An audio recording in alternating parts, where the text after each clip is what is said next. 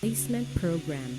Thousands of social workers and social development workers were trained through our Norville Training and Research Center.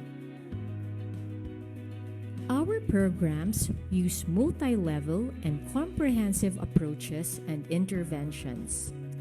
Under Child Care and Placement Program, or CCNP, is our foster care program that provides for a planned period of substitute family care by licensed foster families to orphaned, abandoned, neglected, and abused children. Here, kids get to experience the love, care, and protection they need. Also under CCNP is our domestic adoption that endeavors to find permanent and loving families for children through legal adoption. While our largest program, the Enabling Communities for Inclusion, works towards inclusive and resilient communities for the inclusion of children and youth with disabilities and their families in health, social, education, and other mainstream activities of society, in partnership with local government units, national agencies, and civil society organizations. Our ECFI program is currently implemented in the provinces of Cebu, Ilocos Sur, and Northern Samar. Our Partnership for Inclusive Development program provides financial and technical support to local nonprofit and people's organizations involved in the causes of children and youth with disabilities.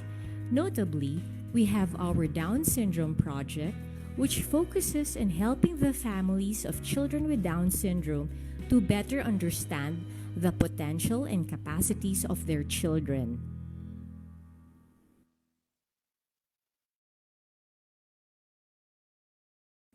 We also have our training center for social welfare and development called the Norville Training and Research Center.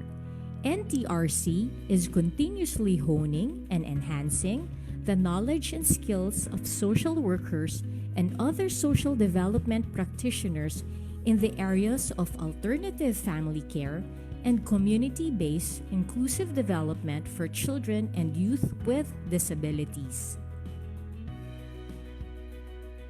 All these were made possible by our partners and donors: Liliani Funds, Paul Foundation, CBM, Australian Aid, Adoption Centrum, Consuelo Foundation, and International Justice Mission. To know more about Norville, feel free to visit our website or our Facebook page.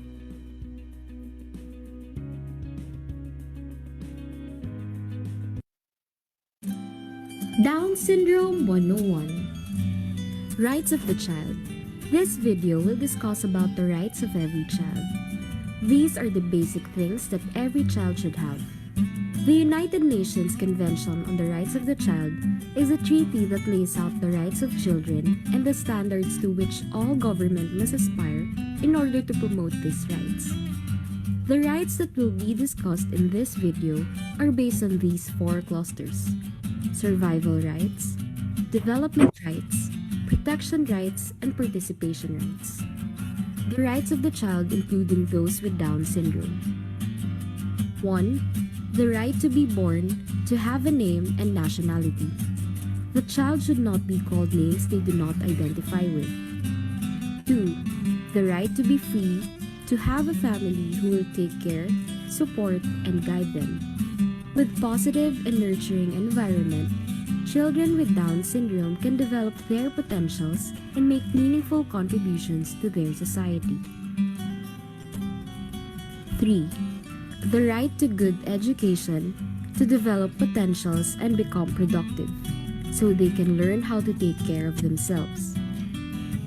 4. The right to have enough nutritious food, appropriate clothing, decent and safe shelter, and be provided with adequate health services. 5. The right to play, leisure, and recreation. Just like any other children, it is important that they are given the chance to socialize and make friends with other kids. 6. The right to be protected against abuse from danger and violence brought about by calamities, war, and conflict. For children with Down syndrome or children with other impairment, it is important that we use proper language not just to be politically correct, but to communicate effectively and with respect. Let us not use the word mongoloid. Do not use retarded or mental retardation. Instead, people with intellectual or cognitive impairment. Use typical or typically developing instead of normal. They also have the right to be protected against all forms of bullying. 7. The right to live in peaceful and healthy environment. 8. The right to express my own views, opinions, and belief, and to join organizations. Children with Down syndrome often experience speech delay and difficulty in articulation. They may have a lot to say, but it may be months or years before they produce words. So it is best if we provide alternative ways such as sign language, use of pictures and symbols, for them to practice their right to express their own opinions and desires. 9. The right to be protected, defended, and assisted by the government. There are certain laws provided not just for children with Down syndrome, but for other impairments as well. Republic Act 7277, Magna Carta for Persons with Disabilities. Republic Act 9442, Benefits and Privileges of Persons with Disabilities. Republic Act 10070, Persons with Disabilities Affairs Office. The establishment of institutional mechanism to ensure the implementation of programs and services for persons with disabilities. Republic Act 10754, Expanding Benefits and Privileges of Persons with Disabilities, VAT Exemption. Batas Pambansa bilang 344, Accessibility Law. As a state party of the United Nations, the Republic of the Philippines should implement the rights of the child, including those with Down syndrome.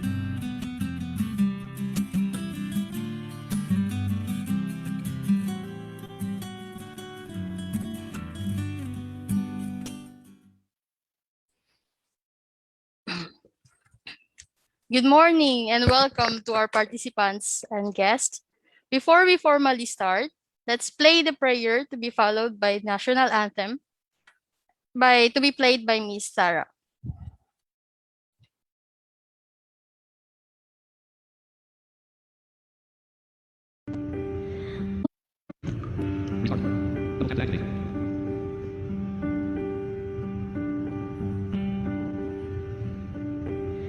O Lord my God, when I in awesome wonder consider all the worlds thy hands have made, I see the stars, I hear their rolling thunder, thy power throughout the universe displayed. Then sings my soul, my Savior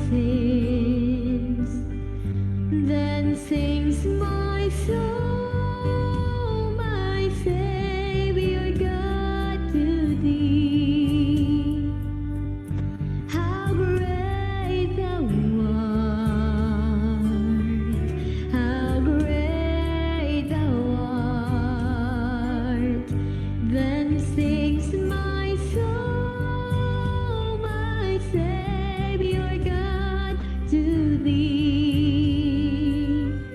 How great thou art, how great thou art.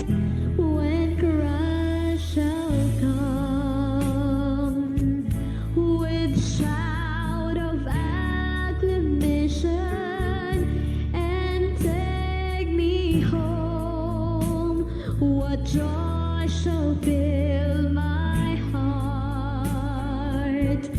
Then I shall bow with humble adoration, and I proclaim, my God, how great thou art.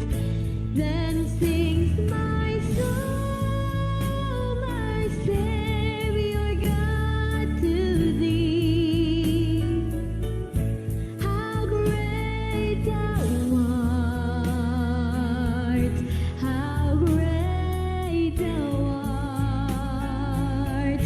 Then sings my soul, my Savior God, to thee.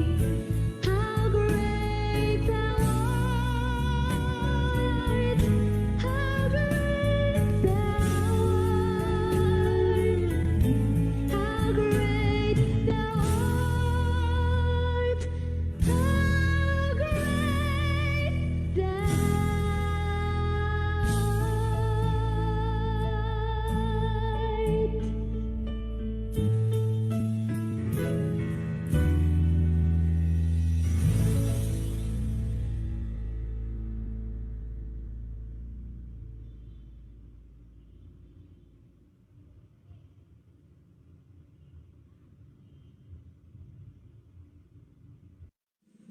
Mga kababayan, ang pambansang awit ng Pilipinas.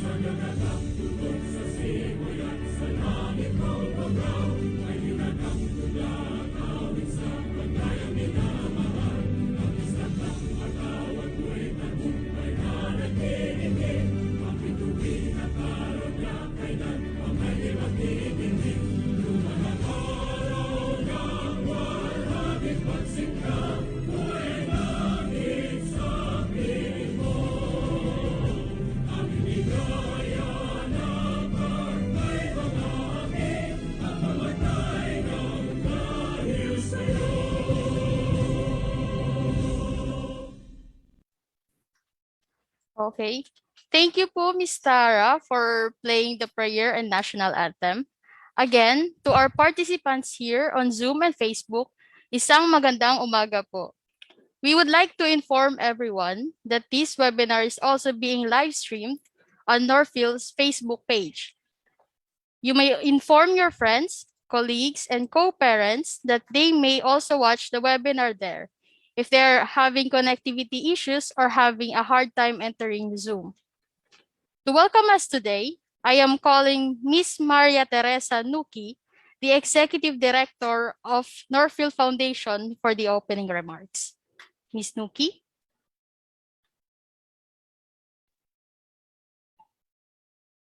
Thank you, Judy. Magandang umaga sa lahat. Magandang At umaga, welcome. Miss Tere. Good morning, Ranil, at sa lahat Good morning, na Miss nanonood Tere. o kasama natin ngayon. Nice to Welcome see you. sa ating webinar on Understanding Down Syndrome and Autism. Nais ko ring iparating ang espesyal na pagbati sa mga barangay health workers, barangay nutrition scholars, mga daycare workers at mga magulang na kasama natin ngayon mula sa iba't ibang local government units dito sa Pilipinas. Di ba? Ang dami natin. Nakikita ko participants. Ang dami. Wala pa dyan yung sa Facebook. Marami din tayong participants, Mr. Re, no, from DepEd. Okay, all over the Oh. Philippines, Mr. Re. Thank you, DepEd. Oo, nakikita ko nga. Iba-ibang probinsya. Salamat.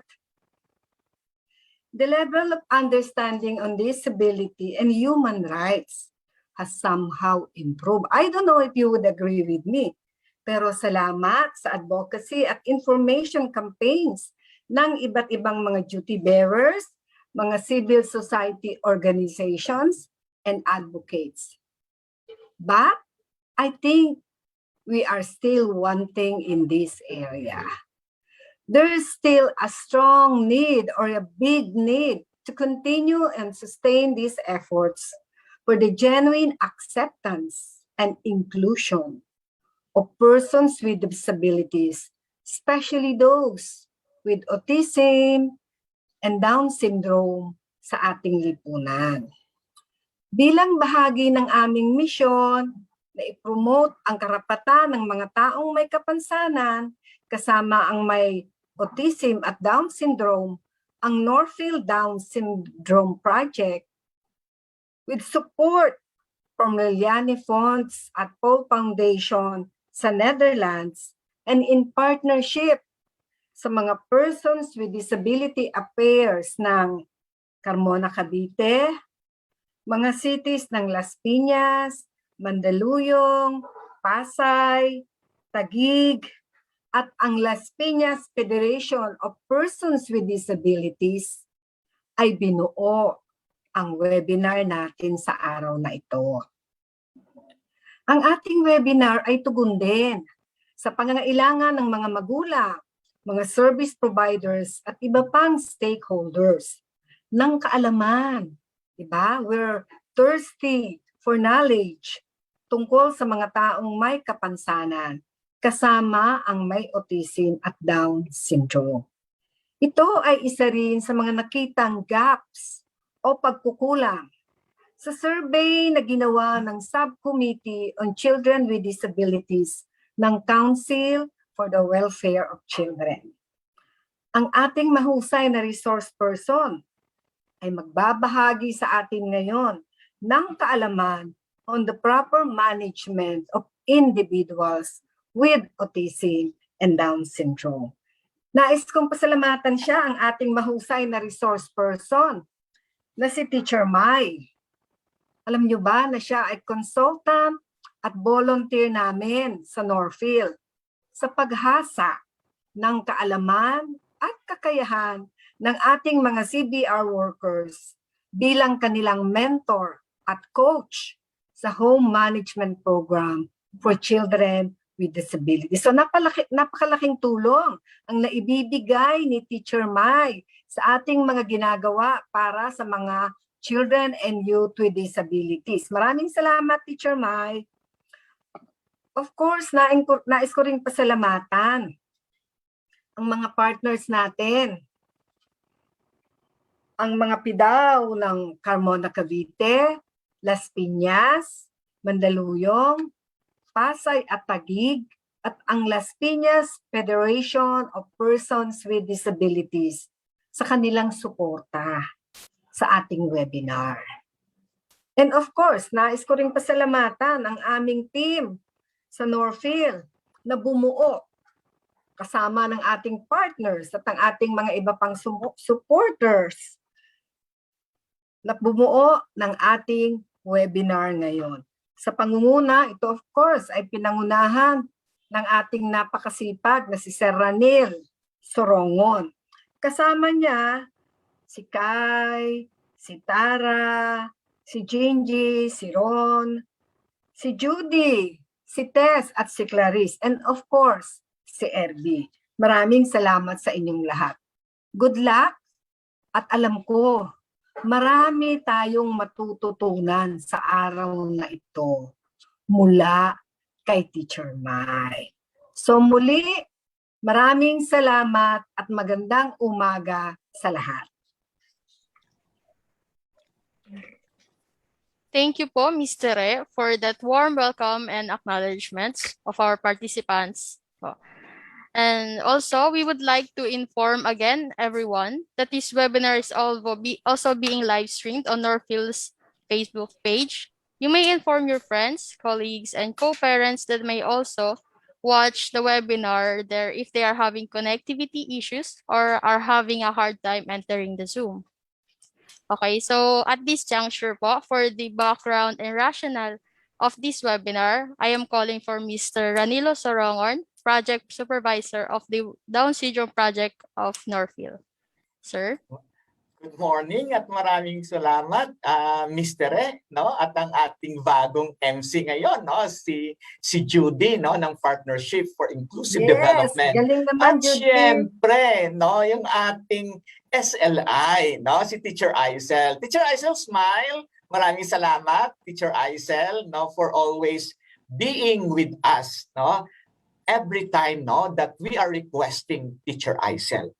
Sa sinabi na, no, ng ating Executive Director, ang webinar na ito ay tugon ng Northfield Foundation para maitaas ang kaalaman, ang awareness ng ating publiko na mas maintindihan ang autismo at ang Down syndrome. Nagpapasalamat tayo sa ating mga supporters. Okay? Lalo na ang mga pidaw na kasama natin sa umagang ito. Ang pidaw ng Carmona, Taguig City, Mandaluyong City, Las Piñas City, at ang Pasay City. At ang Federation of Persons with Disabilities ng Las Piñas City na pinapangunahan ni Ana Fe Maravillas. Nakikita ko rin dito, no, yung mga advocates ng mga persons with disabilities, no, mga persons with disability leaders mismo. No, nakita ko na nandito si Ma'am Mela Makiling, no, ng NAPSI from Cagayan de Oro City pa. No? At gusto ko talaga i-mention, no, si Ma'am Rita Managbanag from DepEd, no, I think sa Ormoc City na siya or sa regional na ba, no, si Ma'am Rita Managbanag, no, na isa, no, sa nagbahagi ng link na ito para sa mga public school teachers, no, doon sa kanyang sa kanyang jurisdiction. No, at siyempre, no, si Ma'am Annalyn Aquino, no, ang kasama natin, no, sa DepEd Central Office. So maraming salamat, no, sa ating taga DepEd. Kaya nakikita natin dito, no, yung ating mga participants na mga teachers mula Northern Luzon, Central Luzon, Southern Tagalog, Mimaropa, may taga Cebu, at nakikita ko nga dito, no, may mga taga Western Visayas, no, may mga taga Iloilo City, no, meron din taga Dimaras, no, meron pa tayong mga taga Camiguin, no. So maraming salamat, no, sa inyong ipagsama sa amin sa umabang ito. No, may nagtatanong, "Sir, meron ba tayong certificate of attendance?" Siyempre, meron tayong certificate of attendance. Mamaya, no, ilagay, no, sa ating chat group ang ating evaluation. No? At pagkatapos natin sumagot ng ating evaluation, ay matatanggap ninyo ang inyong certificate of attendance. Okay, so sa ulitin, maraming salamat, no? At huwag tayong mag-atubiling magtanong dito man sa Zoom or sa FB Live. No? Sisikapin namin na sagutin ang inyong mga katanungan. At sa iba't ibang bahagi, no, ng mga DepEd offices, no, if you want to request specific topics from Northfield, just let us know. No, ilagay mamaya namin sa chat box din, no, ang pangalan ng aming executive director at ang aming email addresses kung saan pwede kayong mag-request ng mga topic, no, para sa mga teachers ninyo or sa mga barangay health workers, sa daycare teachers ninyo. Okay, so maraming salamat. I'm sure, no, magkaroon tayo ng isang produktibong pagsasama sa araw na ito. Again, thank you very much and good morning. Good morning din po, sir, and thank you po. Okay, for ngayon po, our speaker for this webinar has a master's degree in education major in special education from University of the Philippines, Diliman, Quezon City. Former school director of Center for Autism and Related Disorders, or CARD, in Las Piñas City. Former member of the Education Committee of Autism Society Philippines, was specifically involved in the early detection and early intervention program of organization as speaker or trainer for barangay health workers and daycare teachers. Former ABA, Applied Behavior Analysis practitioner, facilitator of Siblings Camp or SIBS Camp, a support group activity for siblings of persons with disabilities. For the past 10 years,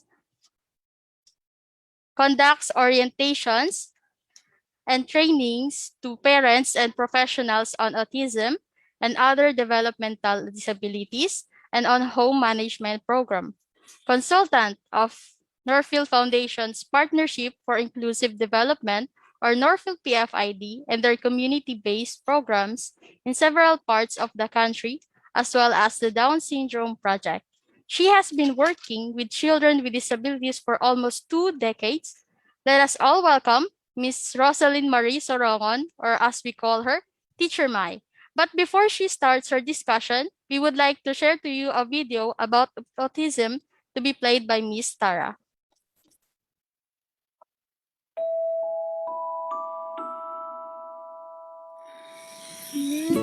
We are all different, and that's wonderful.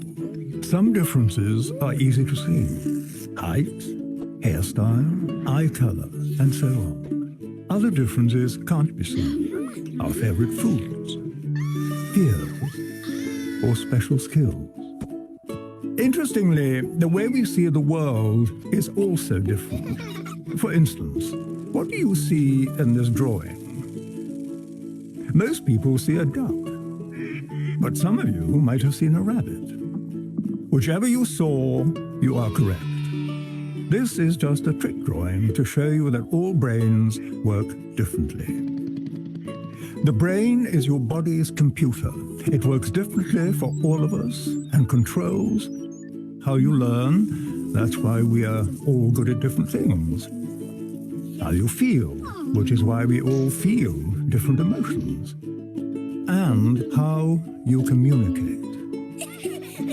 Sometimes the brain is connected in such a way it affects senses and how we perceive and read situations and interactions. This is known as autism. Many people have autism, so it's likely you already know someone who is autistic. And for this reason, it's useful to know a little bit about autism. The special wiring inside an autistic brain can sometimes make the person good at tasks we may find difficult, such as mathematics, drawing, or music. It can also do the opposite, and activities we find too easy are incredibly difficult to them, such as making friends. The senses constantly send information to your brain about your surroundings and other people. However, when a person's brain and its senses don't communicate well, the brain can become overwhelmed and confused, affecting how they see the world. Picture yourself walking down the street.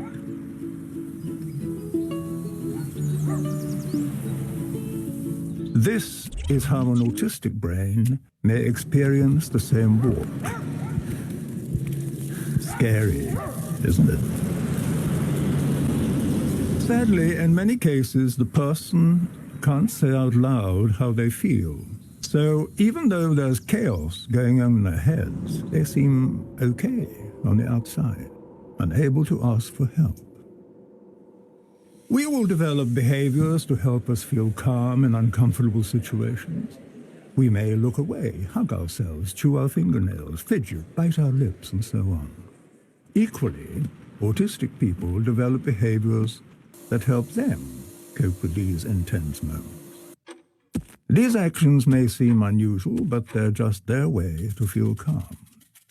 When they happen, it means they are having a hard time. The kind thing to do is not to give them an even harder time by getting cross, ignoring them, or mocking them. Remember, just because a PlayStation can't read an Xbox game, it doesn't mean it's broken. People with autism need friends who are willing to take the time to know them. With good communication and plenty of patience, everyone would be better off.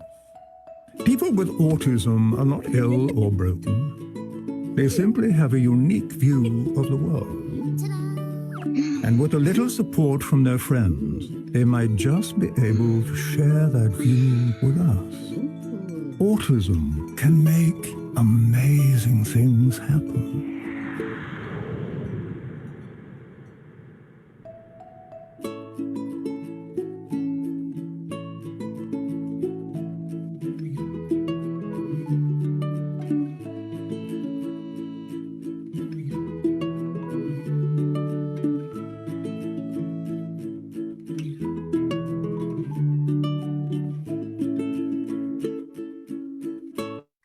Okay, thank you po, Miss Tara. Once again, let us welcome po Teacher Mai. Okay, thank you so much, Miss Judy. Can you hear me well?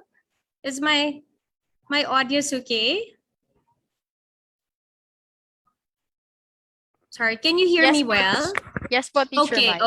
Okay, good. Okay. Anyway, good morning to everyone. I just had to change location to ensure that I get good connection. And again, no, magandang araw sa buong Pilipinas, Luzon, Visayas, Mindanao, NCR. And I am really more than it's a joyful day really to be with all of you. No, there are a lot of you found time right now to join us for this webinar. And I'll start already with a disclaimer, okay?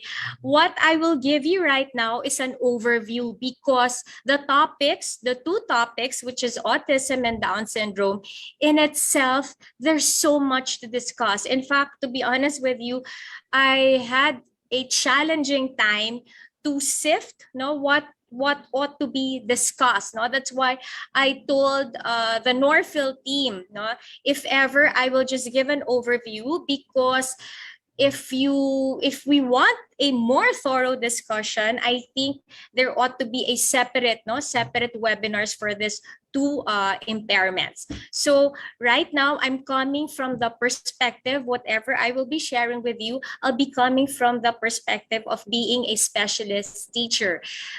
Just like what Miss Judy said a while ago, my comfort zone is autism, and I have been, should I say, I have been a teacher, or I have been in the world, if I may say so, world of autism way back in the 90s. That's how long it has been. For Down syndrome, again, I'm always grateful to Norfield, and thank you also for Ms. Tere, for her very kind words. Although na-pressure ko ako dun sa description ni Ms. Tere sa akin, it's such a tall order for me to do well today, But again, more than anything else, I'm always grateful to Norfield. It started 2017, when I said yes to the invitation of Norfield to be part of this team who has been doing so much effort in empowering not just the families, but first and foremost individuals with disabilities, and of course their families. So 2017, I became part of a team who did a research on Down syndrome, and the rest is history. That was how I got myself involved also in the world of Down syndrome. Okay, so as I begin, I will do share screen. Let me give me a few minutes. A few seconds rather. There. I hope everyone can see my screen. Miss Judy, are we okay? Yes po, Teacher Mai. Okay po. Okay, all right. Okay. So again, just like what I said, our session right now, the webinar, will be an overview on autism spectrum disorder and Down syndrome. Okay. And again, I'm coming from the perspective of a specialist teacher. Okay, there you go. So we have two objectives today, no? I hope that in this, do I say short span of time, we will be putting together two impairments. So I really hope that all of us or all of you will be able to get or acquire a knowledge, no, on ASD and Down syndrome. And as well as I'll be sharing with you just general tips on how to support individuals who have these impairments. Oops, sorry. Okay, quickly, since I'm trying to imagine that you are all of you, I think are we nearing 500 already? And I heard that there are also participants in the Facebook, which is also good morning to all of you, to the participants in the Facebook. Okay, quickly, perhaps I'll just get 5 answers, no? Why do you think there's a need to understand autism and Down syndrome? Perhaps you can write your answers in the chat box, and I will be requesting, it's either Miss Judy or Miss Gingy or Miss Kai, I guess, to read quickly. Siguro Miss Kif, the first 5 answers. So sa chat box, why do you think there's a need to understand autism and Down syndrome? Okay, I'll give a minute for you to type your answers. Sige. Hello po, Teacher Mai. Ayan po, meron na pong isang sumagot. Si Sige. Cheryl Ann, di ko po mababasa yung last name niya po. Yung sabi niya po is so that we could help them better. Yan po. Okay. Tapos si isang unknown user po. Hindi po readable yung name niya. Sabi niya po, we need to understand them so that we will be able to provide proper intervention. Okay. Po. Thank you. Sige, meron din po from Miss Maria Teresa Sadsad. Sabi niya po, to feel they are belong to our community. And Nice. from Rira Rationale po ba? Ayan, sabi niya po, inclusivity. Oh, okay. Sabi niya. I'm loving your answers. Anything else, Miss Judy? Ayan po, Sige, meron Miss din po Judy. from Azanet Suganov. Ayan, they need special attention due to their mood. Yun po. Special attention. Okay, yeah. Thank you. I think of course we have different reasons now as to why we are here, but with the answers read, with the few answers read by some of the answers rather read by Miss Judy, I think you're able to grasp already the reason as to why we are here. I think this is not just merely a way of constantly updating our skills, our knowledge, but I believe it goes beyond that. And I hope you will discover that as we go through the session for today. Okay, so for the other participants, please try to remember the reason as to why you are here, because later on, I will go back to this question again. Okay, so moving on. Okay, there we go. We'll begin with autism. Okay, so a little bit of history of autism to put face on autism. It was in fact Dr. Leo Kanner who coined the term autism. It came from the Greek word auto, which means self. Okay, so how did he start? How did he actually begin this so-called autism? Okay, by profession, he's a child psychiatrist, and he noticed that quite a number, to be exact, 11 of his children that he was seeing at that time, they exhibited similar behaviors. One is, he was wondering, he said, no matter how much these children, and by the way, these children were basically all boys. And he said, he was wondering, how come no matter how much someone teaches them how to speak, it's hard for them to talk? Okay, and they seem to be just repeating certain words, or they would just like utter certain sounds. Okay, and then no matter how much you call their attention, okay, they seem not to mind you. Parang dead ma. They're happy to be, they seem to be happy in the little corner doing a lot of mumblings, okay? And aside from that, he noticed also they seem to have a certain action or behavior that they keep on doing over and over again. So if you see them in the morning, specifically for instance flapping of hands or rocking their body, you get to see them the entire morning. So it got him so curious. He studied all these children, and then he said, they seem to share common characteristics. That's why he thought of, they seem to have like a world of their own. So dun hunog umpisa yung definition ng autism. You know, usually I get to hear that when we talk about autism, they have their own world. So Dr. Kanner said they seem to have a world of their own. Therefore, I will name whatever condition that they have autism. Again, it's from the Greek word auto, which means self. Okay, so dun po nag-umpisa ang salitang autism from Dr. Leo Kanner. Okay. So how do we define autism right now? Okay, for several years, okay, I was stuck to a certain definition until 2013. There have been minor, if I say minor changes, okay, and this all came from the American Psychological Association. They have this book, it's called DSM-5, or it's Diagnostic and Statistical Manual of Mental Disorders, the 5th edition. The way I describe it, no, parang layman's term, what's this, no?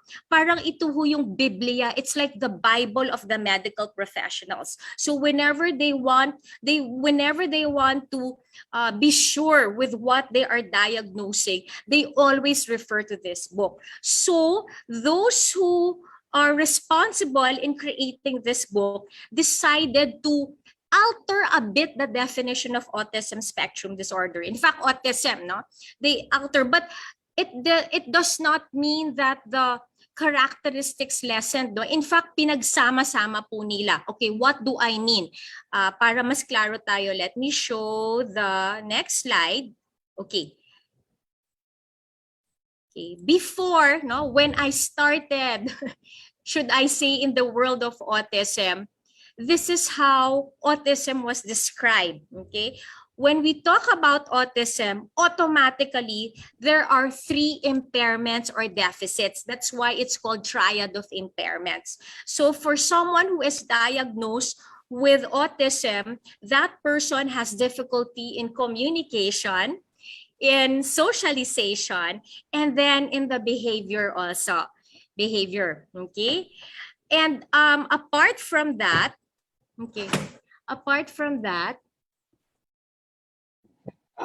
Teacher Mike, okay, pwede yeah. use Taglish. No? Taglish, sorry.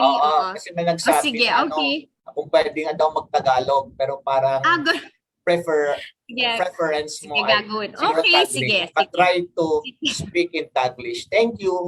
Okay.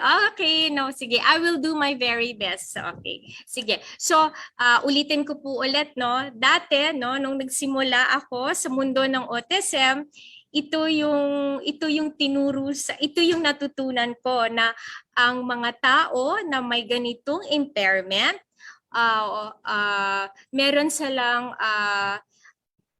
deficit, parang kahinaan, no, sa 3 area, no, yung communication, social skills, at ang kanilang behavior. Okay, also, no, when we talk about autism in the past, no, naalala ko yan, may iba't ibang klase, or should I say, may iba't ibang classifications ng autism, no? So pag may dinadalang bata sa aming school dati at binabasa namin yung report ng mga developmental pediatrician, naka-indicate doon kung anong klaseng autism meron sila. So madaming klase yan dati. Ayan yung dati. Pero nung 2013, babalikan ko ulit, naalala niyo yung pinakita kong screen kanina, no? Ay, sorry, Okay, balik tayo. Okay. Sandali lang. Ay, sandali lang po Parang ayaw niya. Okay. Give me some few minutes. Pakita ko lang po. Ayan. Ayan. Pero nung 2013, yung binanggit ko kaninang alam ko kung paano i-describe ang autism, kung paano tinuro sa akin, pinagsama-sama na nila, no? Inalis na po nila yung different classifications of autism and they made it into just one term, which is autism spectrum disorder. So right now, if there will be diagnosis made by the children right now, no?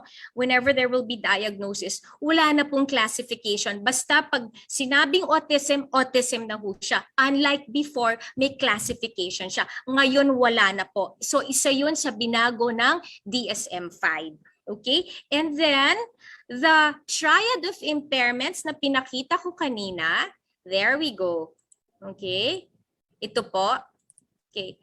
Kung dati triad of impairments, ngayon dalawa na lang po siya. Kasi ang communication, tsaka ang social skills, pinagsama na lang.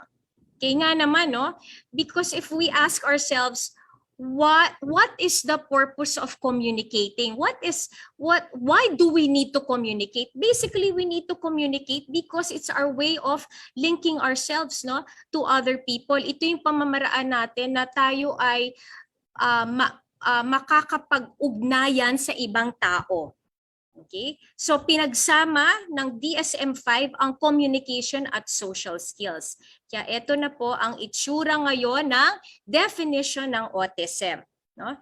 So under the DSM-5, no, to be exact, in the year 2013, there are two areas of difficulties pag ang tao ay nadadiagnose ng autism spectrum disorder. First difficulty is under social communication and interaction. And then the second area of difficulty is the restricted repetitive patterns of behavior, interests, or activities. May isa pa silang dinagdag. Ngayon, para sa lang may tinatawag na rating scale. Yun ang pagkaintindi ko. That's why I'm very careful in discussing this, because even the medical professionals right now, they are still continuously studying this, no? But as far as I understand, sa pagkakaalam ko, may parang kala mo grading sila, no, if I may say so. So may level 1, level 2, and level 3. So ano tong level 1, level 2, and level 3? This is basically based on the levels of severity, no? Gaano ka, siguro layman's term, gaano katindi, ayun, gaano katindi yung autism ng isang tao. So depende yan. Each level, meron po yan description. Now, if you want to further read on this, no, in fact, you can check the website. That's what is very good right now. This one is accessible, no, sa website na po, no. You can read there because each level has a what we call like a rubrics, no. Dear teachers, I know what you mean rubrics, no, but rubrics, it's like a description. So one is clearly guided as to what means by level 1, level 2, and level 3. So that's the addition right now, no. Again, there's like a severity level for the autism that the individual has, no. So the one who's diagnosing get to sort of pinpoint, no, kung saan level na belong o nababahagi yung taong may autism. Okay? If it's not clear, I hope it's clear, but if it's not clear, I hope we have enough time later to ask questions. Okay? So, what is the first statement about autism? Okay. Number 1, panghabang buhay ho talaga siya. No, panghabang buhay because for one, unlike Down syndrome, although Down syndrome po nag-increase na rin yung lifespan, but usually people with autism have a typical lifespan just like us, no? Especially if they are very healthy, so they can live as long as 80 years old, 90 years old. no? So it's the typical lifespan as long as they're healthy. On the other hand, we have to consider also na meron din silang comorbidities. Ano ba ang comorbidities? Sa Tagalog, sa pagkaintindi ko, ito yung parang kaakibat. Maliban sa autism, meron din silang iba pang kondisyon. So ano pang ibang kondisyon? Kadalasan sa karanasan ko, no, kadalasan sa kanila maliban sa autism, meron pa silang kondisyon ng ADHD. Yung iba naman, maliban sa autism, meron silang kondisyon ng intellectual impairment or what we formally know as mental retardation, pero hindi na ho ginagamit yon, intellectual impairment na. Yung iba naman po, may autism na at may Down syndrome pa.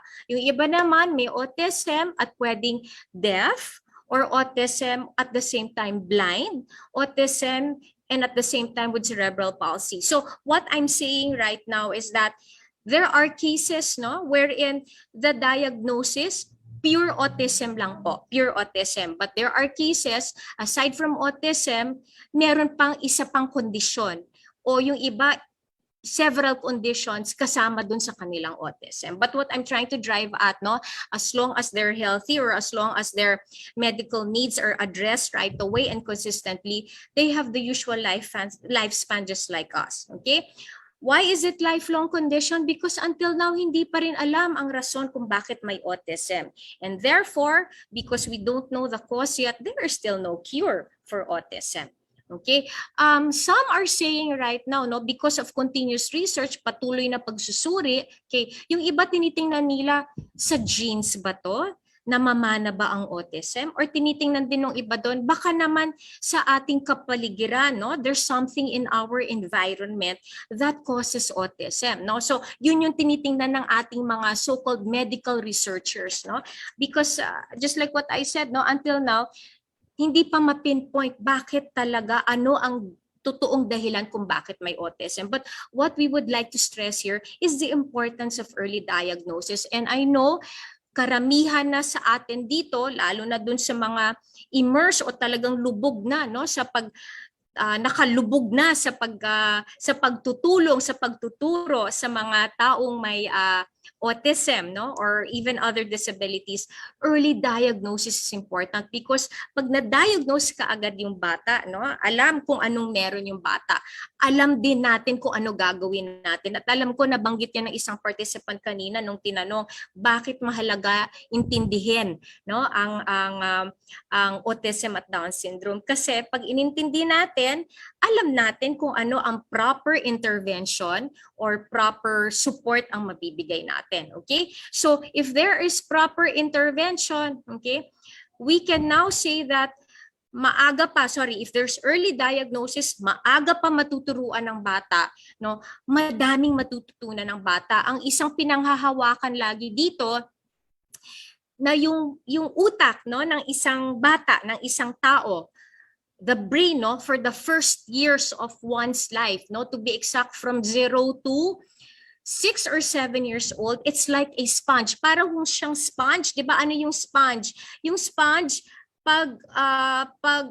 yung sponge pag may tumutulong tubig, no, o kaya may tubig, no, 'di ba, ina-absorb niya kaagad, no, or ipahid mo man sa anything that's, let's say, wet, no, na-absorb niya kaagad, nasisipsip niya kaagad. So parang ganun daw ang utak din ng isang bata from 0 to at the most 7 years old. Kahit anong ituro mo, na-absorb kaagad, nakukuha kaagad ng utak. Kaya nga sinasabi natin na sana hanggat maaga pa matukoy natin kung sino itong mga batang may autism at maturuan sila kaagad. Kasi pag maturuan natin sila kaagad, may early intervention kaagad, alam natin na pag sila ay lumaki at tumanda na, kayang-kaya nila mabuhay o mamuhay katulad din natin na walang autism. Okay? The population is definitely increasing. Okay. Worldwide statistics, sabi nila 1 in 166, no? But from the recent, I remembered that was 2021. There you go, when Dr. Alexis gave a one of her talks, no, during the National Autism Conference, which I'm pretty sure some of you were able to attend. Okay, the tricky part with the numbers of autism or statistics with autism, it seems like sa bawat bansa iba-iba yung statistics, no, pero kung titingnan yung statistics sa bawat bansa, taon-taon ay mukhang tumataas ang population ng mga tao o batang nadadiagnose may autism, no? At karamihan pa rin dito ay mga babae. Dito sa Pilipinas, alam ko ito ay isang hamon sa ating gobyerno, no? Pero alam ko marami ng mga PIDAO, no, the PIDAO, the Persons with Disability Affairs Offices, madami na sa inyo ang meron ng, should I say, database, no, marami na. So more or less, I think, no, perhaps per area, per city, per municipality, I hope more or less you have an idea kung ilan na sa inyong sariling community ang may autism na. Okay? And the last, no, dahil nga tumataas na ang kanilang population, naging common na, no? Ayoko naman sabihin, pero parang yun ang sinasabi nga nila, parang naging in na ngayon ang magkaroon ng autism. Backtrack a bit, no, when I started working with children with autism and their families, early 90s pa po. So never heard pa at that time ang autism sa Philippines, no? Even my father, ang aking sariling ama, pag ako ay magtatrabaho na, no, pupunta na sa school, no, laging sabihin, oh anak, have a nice day, oh, enjoy your day teaching your children with acoustic pa, di ba? So acoustic sounds yun eh. Oh. So anong ibig ko sabihin? Dati, hindi pa siya talaga common, but right now, autism is very, very if I may say so, popular already. So it's not as if we are still in the dark, no, at a lost as to what autism is really all about. I think that's the good thing right now because of the constant research that is being done by the medical community, and there is so much awareness already by the different organizations. Now, if I may say so, and acknowledge also here in the Philippines, the Autism Society Philippines, they have several chapters all over the Philippines.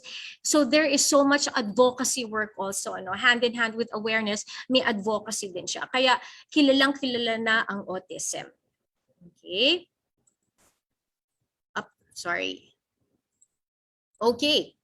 I mentioned this a while ago already, no? So autism right now, it is definitely a spectrum. That's why right now the complete name of autism is autism spectrum disorder. Because hindi dahil may kakilala kayo na may autism, may anak kayo na may autism, may kapatid kayo na may autism, may ano pa ba, kamag-anak, kakilala, estudyante na may autism, masasabi niyo na, ay, alam ko na, kilala ko na yung buong population, intinting-intinting ko na ang buong autism, no?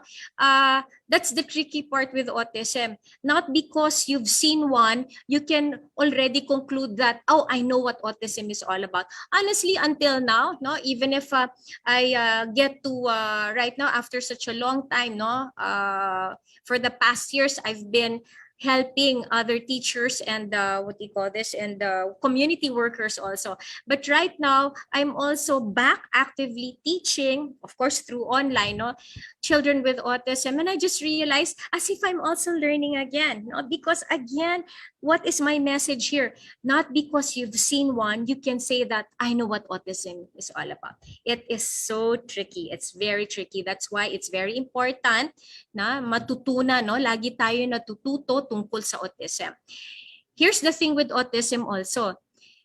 Ang autism physically hindi nakikita, unlike ang Down syndrome. Down syndrome has physical characteristics, no, or physical features. Ang autism wala. Kaya nga ang tawag nila dito ay invisible impairment, non-apparent, not visible. Okay? Hindi siya nakikita. paano nalalaman o napupuna na may kakaiba sa taong yon sa kanyang kakaibang kilos, no?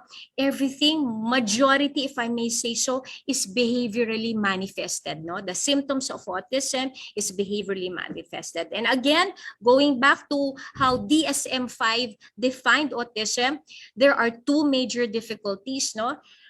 Difficulty in social communication and interaction skills, and difficulty with, we call it for short, adaptive behavior, but it's basically repetitive, restricted behavior, interest, and activities. Okay, so we will discuss further this later po. Don't worry, we will discuss the symptoms later, the signs and symptoms of autism later. Okay, another thing also, autism is neurological condition. And when we say neurological condition, from the word, no, neurological, let's take the new word, neurology, no? Okay, to make it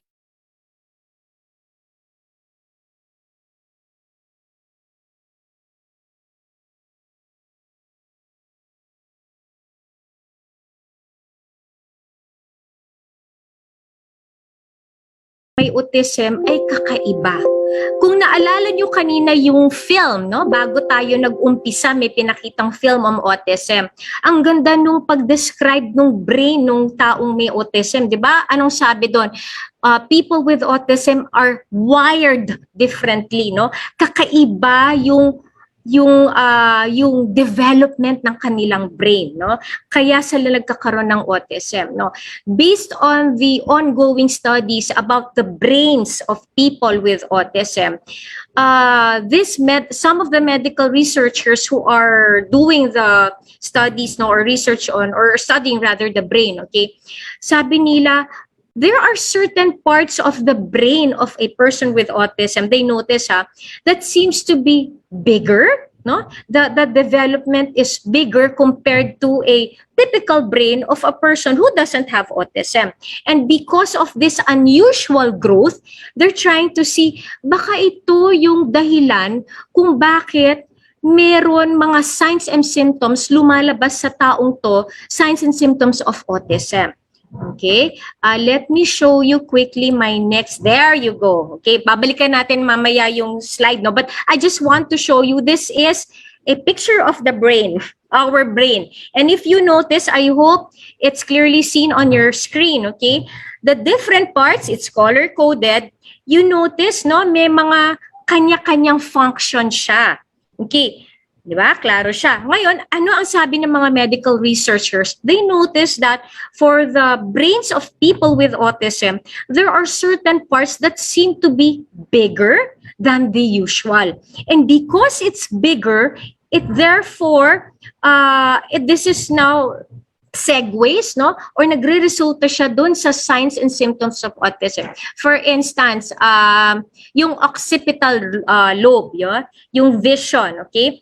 Ito nakita nila na medyo malaki daw. Ano ang effect ng having a large occipital lobe? Nangyayari pala dito, yung vision or sense of sight ng isang tao na may autism, medyo naiiba. Diba? Kaya pala yung interpretation nila dyan, diba, number one of the common signs, behavior signs of autism is difficulty with eye contact. Sabi nila, baka dun yun, dahil kakaiba yung laki nung part ng occipital lobe nung isang taong may autism. Kaya siguro yung taong may autism ay nahihirapan sa eye contact kasi nga affected yung growth ng occipital lobe, no? So, I will not go through the process anymore of discussing each and every part of the brain, but this is just the main message, no? Again, there are medical researchers who are studying in detail, no, the brains of people with autism so that we can, in a way, better understand as to why these people are exhibiting or nagpapakita sila ng kakaibang kilos. And just like what one of the participants said, if we have a good understanding as to why these people are showing signs, no, of autism, therefore, alam natin kung paano natin sila mas matutulungan. Okay? Wait a minute. I'll go back to my previous There. Okay. Symptoms begin, no? Dati, naalala ko yan, akala ko, I thought, nung nag-uumpisa pa lang ako sa mundo ng autism, akala ko, mga 2 or 3 lumalabas o nagpapakita na ng signs and symptoms, no, ng autism. Pero again, because of continuous research, awareness, no, okay. Ngayon, pwede na as early as 6 months. Meron nang pwedeng sabihin na parang pag itong bata ba to medyo nagpapakita ng ganitong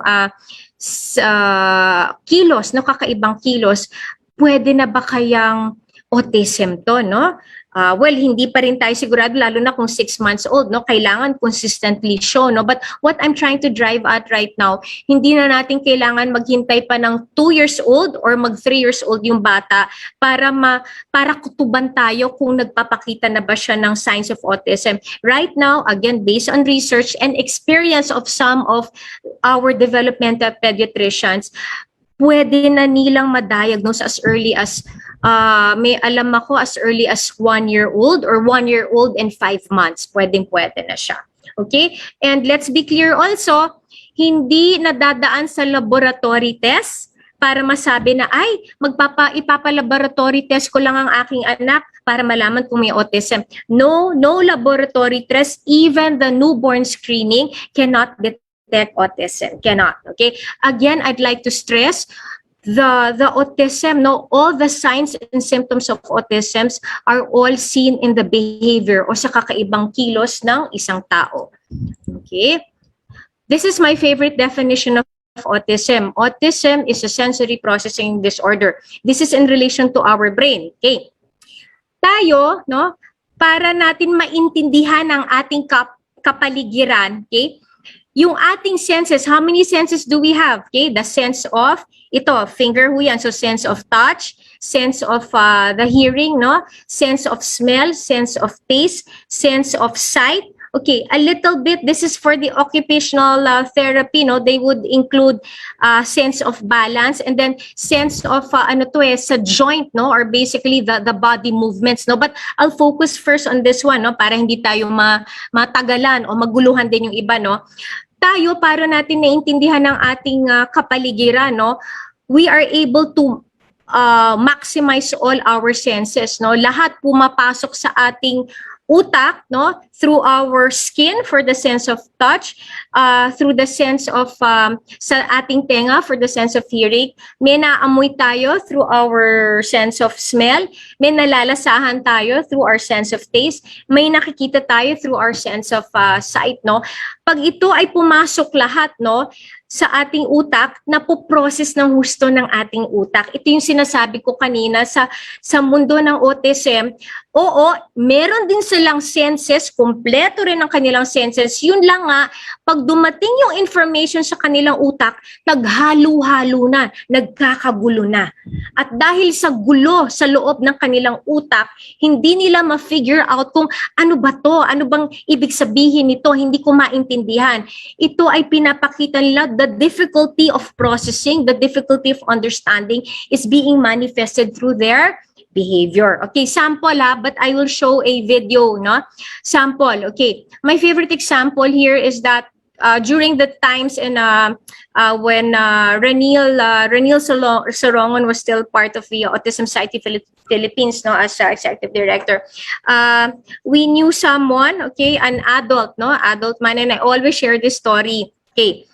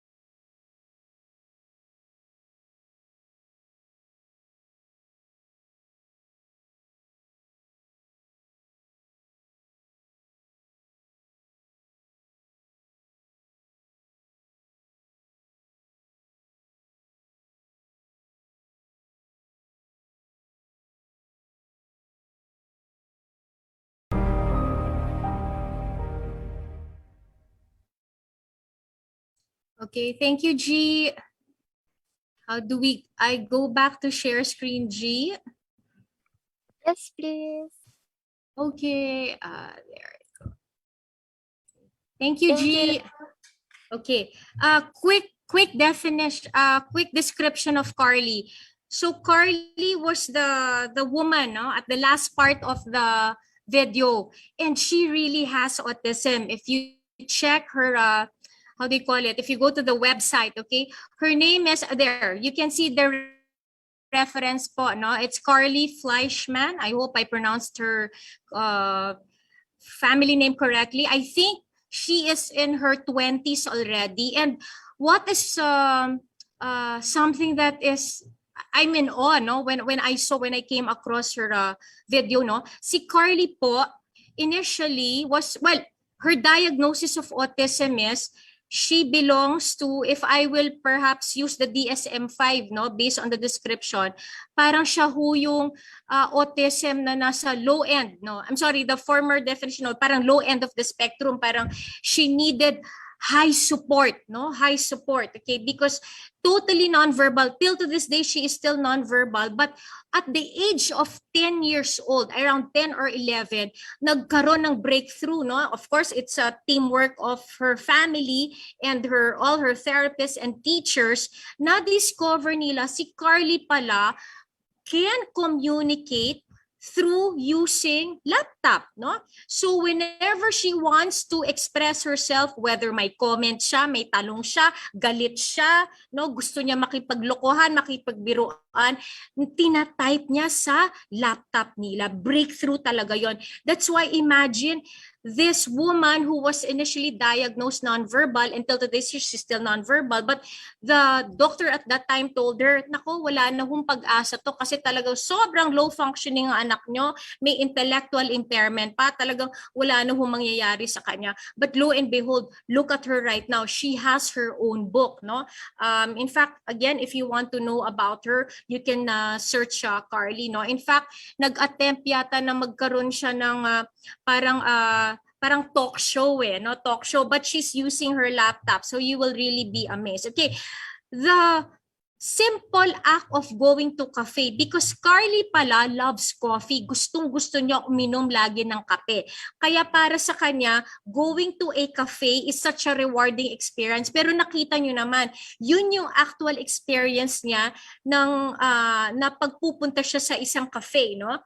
Simple lang sa atin, pero sa kanya nakita niyo ang dami niyang dinadaanang challenges, no? Ang tawag doon, if I will relate it to the sensory processing disorder, heightened lahat, no, senses niya, no? When I say heightened, no, sobra-sobra lahat, no? Sobra-sobra yung pangdinig niya, sobra-sobra yung sense of sight niya, yung sense of touch niya, sense of smell niya. Kaya nga ang description natin doon, heightened. And because of that, no, para siyang kala mo magtatantrums. That's why naalala nyo, ano sabi nung daddy. Daddy niya talaga mismo yun. At yung sister niya, in fact, twin sister niya ho yun. Ano sabi ng daddy niya? Carly, relax. How can I help? No? Yung relax, it was a cue for Carly na, okay, I need to relax myself, no? No overwhelm ako, no? I'm seeing a lot of things, I'm hearing a lot of things, I'm smelling a lot of things, no? My brain cannot handle it. Okay, I need to relax, no? That's why the father said, Carly, relax. How can I help? It was a cue for Carly to calm down, because for one, it's supposed to be a happy experience for her because it's cafe. And then another thing there also, if you notice, again, Carly is nonverbal. So pag may tinatanong daddy niya, ang laging sumasagot yung sister, no? Parang the sister always assumes na, kung ito gusto ko, ito rin gusto ni Carly. Ano sabi ni Carly? Parang, excuse me, no? In her mind, no? Sinasabi niya, excuse me, ayaw ko yan, gusto ko coffee, and then here comes the dad, di ba? Hindi, sabi niya, ayaw ko sumama sa'yo, di ba? Parang I have my own plans. And then here comes the father asking Carly, Carly, what do you like? Parang hot choco or orange juice? Parang sa kanya, dad, parang ang limited naman ng choices mo, no? What I want is coffee, so why are you offering hot choco and the orange juice? Ayaw ko yun, no? So, isang message ni Carly, how come you always assume? Can't you find means and ways to ask me? And I will find means and ways also to answer you. Okay, so do not always decide for me, because what Carly is trying to stress here, I have my own life and I have my own way of communicating. And yun nga, lucky for this young woman, her way of communicating is by typing all her thoughts, no? Typing and coding it on the laptop. Okay, so that's a little teaser for us or for you who may not have exactly been spending so much time with people with autism, but I'm pretty sure, no, I know some of the participants here, you have your own children with autism, you have your students with autism, and you have been with them for years already or decades. So I am pretty sure more or less you have an idea what your children, what your students are going through in their lives dealing with autism. Okay, here we go. So these are some, okay? So this is the first difficulty of a person with autism, no? Difficulty in social communication and interaction skills, okay? Please take note that these are not the only signs and symptoms. Again, if you want to access DSM-5, you can check the website and you will be able to read that portion on autism, because sa totoo lang po, madami pa ho to, sobrang dami pa po. But you might be wondering, how come I highlighted certain parts here in color green? By the way, it's color green because I know that's the color of Autism Society Philippines. That's their main color, the green. Okay, these highlighted, green highlighted descriptions, these are the things in my own personal experience I would often see whenever I am given a child with autism to care for, if I may say, no, if I may use the term, no, pag binibigay para turuan, okay? Kadalasan, karamihan sa kanila ang unang napupunan walang eye contact. Okay? Kahit anong tawag mo, no? Kahit anong tawag mo, hindi sila lumilingon sa kanilang pangalan. Pero wag ka. Pag nadinig nila ang kanilang favorite cartoons or favorite movie, I'm seeing someone right now, she's such an adorable little girl. Her favorite is syempre Frozen. Siguro alam niya naman ho yung walang kamatayang moving Frozen. Ay naman, pag nadinig niya ho yun, siya ay lilingon kaagad at titingin kaagad sa TV at nakita mo, kitang-kita na ang ganda ng eye contact, pero wag ka rin. Pag tinawag mo naman ang pangalan, ilang beses, 10 beses mo na, 20 times mo nang tinawag, hindi pa rin lumilingon yung bata sa'yo, okay? So that's the difficulty. Eye contact also, I remember, can I share quickly? In my previous work, no, I have a colleague there. He is an artist, no, our school artist. So siya po ang gumagawa, nagpre-prepare ng materials namin, no, our teaching materials. Ang ganda ng description niya ng eye contact. By the way, no, he is within the spectrum, okay? And he was able to, I know he was able to reach college, no? He was able to reach college po. Okay. Ang sabi niya sa akin about eye contact, sabi niya, whenever, kasi nga, dahil colleague ko nga, so he gets to see me teaching children with autism, medyo nag-comment siya. Sabi niya, bakit mo laging dinidiin na tumingin sa'yo yung student mo? Sabi niya, this is how I see it. Sabi niya, oo, nahihirapan kami tumingin. Bakit kami nahihirapan tumingin sa inyo? Kasi number one, sabi niya, I don't know with the other people with autism, but for me, if you ask me, I would love to look at you whenever you talk to me or whenever I talk to you. Yun lang nga, for some strange reason, whenever I look into people's eyes, I feel like as if there's fire. Parang may apoy, mainit, no? Mainit. No, napapaso ako. Kaya imbis tumingin ako sa inyo pag tayo ay nag-uusap, kung saan-saan umiikot yung aking mata, pero sabi niya, rest assured, I can hear you well. Bakit? Kasi pag may tinanong ka sa akin, di ba tama ang sagot ko? Pag meron kang request sa akin o may instruction ka, di ba nasusunod ko naman? So rest assured that even if I don't get to look at you, no, the entire time that we're talking, please be assured that I am able to listen to you well. And what is the indication? Sabi niya, I am able to answer your questions correctly and I am able to follow your instructions. Doon ho talaga natauhan ako sa eye contact. Sobra ho. Okay? Another thing also, no? Pointing. Okay. Pointing, no, for the information of the others. Okay. Pointing po, no, especially for those who are first time to hear this about autism, pointing is a pre-language skills.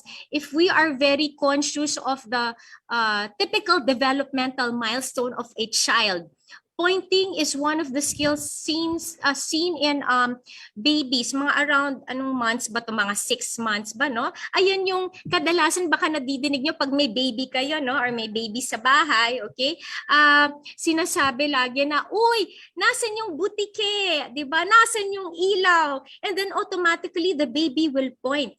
But for someone who has autism, this is a very difficult skill. But this is one of the skills that we get to teach, no? Kasi it's a pre-language skills, no?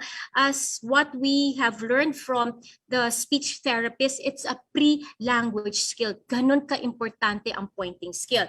Okay, I'll skip the others, no? Because again, I'll just focus on what is highlighted. Okay, it's difficult also for them to do pretend play, no? Because I realize pretend play entails what? Imagination. Not that we're saying they don't have imagination, ha? Don't get me wrong, because my goodness, quite a number of them have very beautiful imaginations. That's why some of them are really good in art. It's just that when they do certain pretend play, yan, katulad na yung bahay-bahayan tayo, o kaya ito pretend you're bathing a baby, or pretend kunyari ano tayo, mga let's say mga superheroes tayo, for some reason they find it difficult to comprehend, no?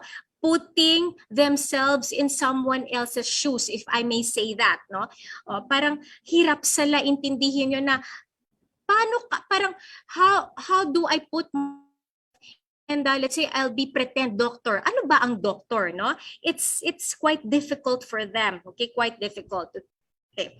That's why sometimes also because of this, okay, parang hindi sila interesado makipaglaro sa ibang tao. But I tell you, gustong-gusto nila magkaroon din ng kaibigan. Yun lang nga, hindi nila alam kung paano gawin. Okay? Naalala ko dati nung nagtuturo kami, isa rin to sa tinuturo ng isang co-teacher ko kasi nagkataon naman yung mga estudyante niya very verbal. At nga naman kung titingnan mo, very friendly. Yun lang nga, hindi nila alam kung paano mag-make ng friends. So ang laman ng lesson plan ng aking co-teacher is how to make friends. Tinuturo yan step by step. And step by step, literally, as in, if you see someone, okay, first step is maglakad ka papunta dun sa taong yon, itap mo sa shoulders, you wave and you say, hi, good morning, my name is, diba magpapakilala, so bini-breakdown niya, no? Tawag dyan, task analysis, okay? But what I'm trying to drive at is, okay, we may think they seem to be unsociable, di ba? Yung parang, ayaw nila makihalo-bilo. Gustong-gusto nila makihalo-bilo sa atin. Yun lang nga, hindi nila alam kung papaano. Bakit? Dahil nga kasi may autism sila. And unfortunately, this is part of their signs and symptoms. They have difficulty relating with others. May kahirapan sila sa pakikipaghalo-bilo sa ibang tao. Okay? And then, malaking issue sa kanila yung turn taking. Bakit? Yung skill na waiting skill. Actually, kung titingnan ng waiting skill, it's part of interaction. Where can we apply the waiting skill? Waiting skill can be applied to conversation. Di ba pag nag-uusap tayo, hindi naman, kadalasan kung hindi nila alam yung skill on waiting, okay, mangyayari yan, magkakaroon sila ng monologue. Parang sila lang ang magsasalita sa conversation. Pero ang conversation entails turn taking, di ba? Magsasalita ako, tahimik ka muna. Pagtapos na ako magsalita, ikaw naman ang magsasalita, ako naman tatahimik. Okay? Miss Judy, can I still have few minutes? Sige, before the break, no? Because I know there's supposed to be a break. Okay. The second one is the restricted repetitive patterns of behavior, interests, and activities. Okay, I'd like to stress here, gusto ko idiin dito na pag may nakita kayo kakaibang kilos, dapat nakikita nyo to sa lahat ng okasyon, sa lahat ng sitwasyon, kahit kanino. Hindi pwede yung, ay, dito lang to nangyayari. Ho. Kasi pag gano'n, parang medyo mahirap yata i-determine kung yan ba ay talaga sa autism or talagang pure habit niya lang. No? But what I'm trying to drive at here, no? Kaya nga sinasabi, repetitive restricted repetitive patterns, paulit-ulit. Nakikita sa kahit anong oras, kahit anong sitwasyon, kahit anong sitwasyon, oras o lugar, okay? Nakikita siya lagi. Okay. Kadalasan dyan, mahilig sila maglinya ng kahit anong bagay. Yan ang form of play nila.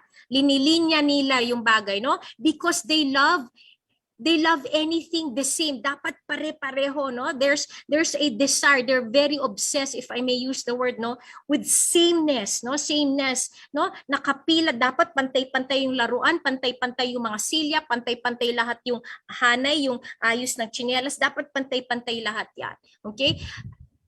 Because of that, they also love routines. Okay? Bakit? Kasi pag araw-araw nila ginagawa, na pre-predict nila, alam nila na pagkagising ko, ang susunod kong gagawin ay dapat pumunta ako sa banyo. Sa banyo, magtututbrush ako or maghihilamos ako. Pagtapos niyan, magbe-breakfast ako. Okay? May routine sila. Ang problema kasi dito, pag binago mo yung routine o naiba, naguguluhan sila. If I may say so, nagugulo yung kanilang mundo. That's why they love sameness, they love routines, no? Because for them, as is, no, uulitin ko, they have a hard time processing their environment. And for them to deal or to cope with this difficulty of understanding what is happening in their environment, they love anything that is the same, that is exact, that is routine. No? It can be the strength of a person with autism. It can also be a disadvantage, no? But again, the way I see it, this is the way they're able to cope with the ever-changing environment. Diba ganun naman sa buhay, nothing is definite, nothing is final. Every day there are a lot of changes in life. If there's anything that is constant in life, it's change. And this is very difficult for them to deal with. Okay? The others, okay, mahilig sila sa anything circle, yung paulit-ulit, no? Kasi nga yung circle, nga naman kung titingnan nyo, if we will analyze it, it goes in the same direction. Ikot lang ng ikot. So again, let's go back. They love anything that's exact, anything that's same, anything that's routine. Okay? I think this is just my main message for this point, no? Although there's so much to be discussed yet, but again, because this is just an overview, I am just highlighting at this point in time what I feel is important. Okay, this is the last part for autism. G, can we play again? And before Gingy will play it, please listen very well, because I know this is a young man. He's a teen. Well, right now, when this was filmed, he was still a teenager. He's very verbal, and he has a very beautiful message for all of us. So, Miss Gingy, you can now play. Okay, Teacher Mai. Thank you.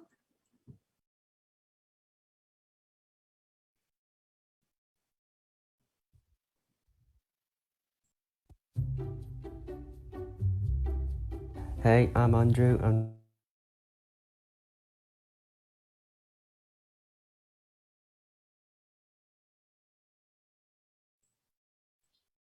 Miss Gingy, mukhang nawala pa yung audio.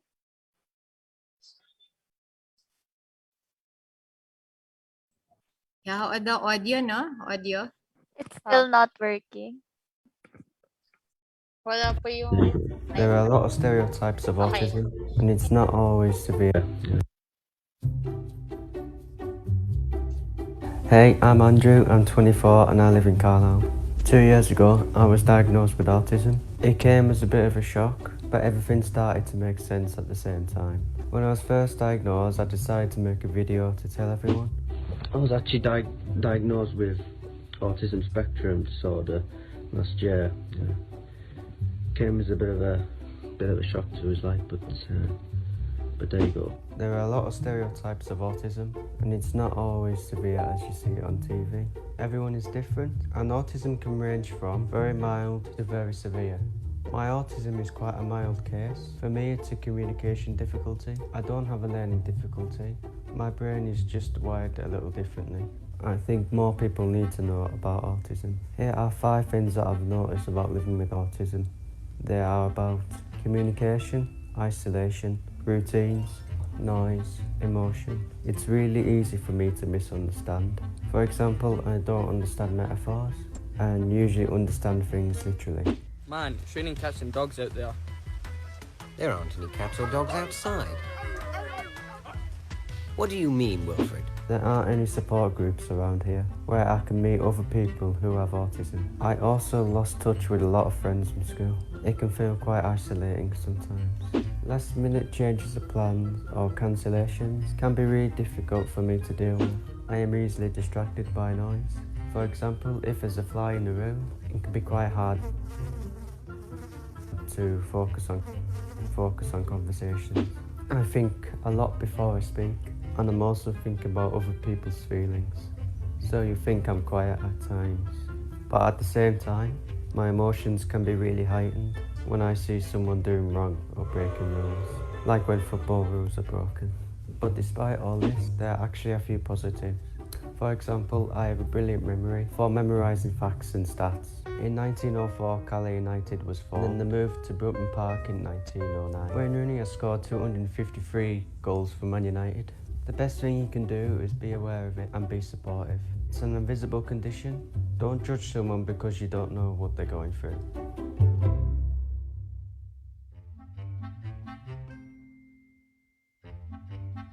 Okay, Gingy, I think we can stop it already. Yeah. Okay, I'll share screen again quickly. There you go. So I think what I want to stress there with what Andrew said, no? Yes, of course, they have people with autism spectrum disorder have a lot of difficulties. No? They have a lot of challenges. They have a lot of limitations and deficits. But he also said, no, one of the things that he said in the latter part, he said, we can also do a lot of things. No? Madami rin kaming kayang gawin, no? Namin na ginagawa nyo rin. And I'm very sure with our experiences, with our own experiences with our children, with our siblings, with our students with autism, we can see that even if they have so many limitations, at the same time, they have so much to contribute also. No? So it's also a challenge for us to discover what gifts they have, what abilities that they have, because again, no, they are part of our society. And we believe that because they are part of our society, they can definitely contribute something to our society.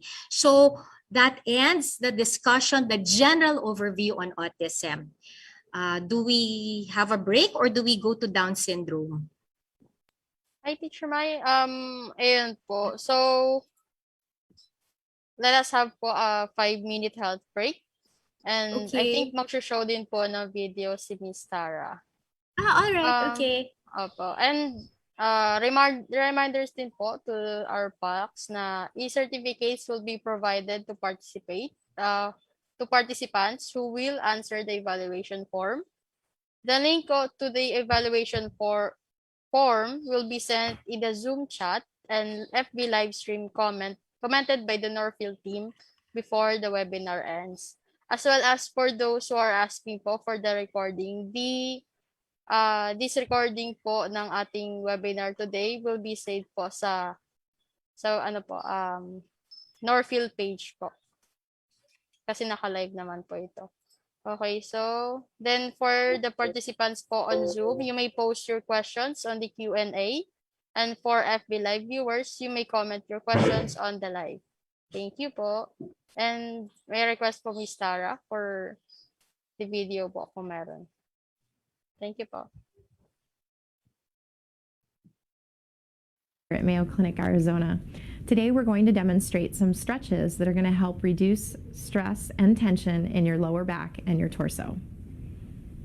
To stretch your upper back and side, Interlace your fingers, lift your arms straight up over your head, and slowly bend to the side, feeling the stretch. Come back up to center and stretch to the other side.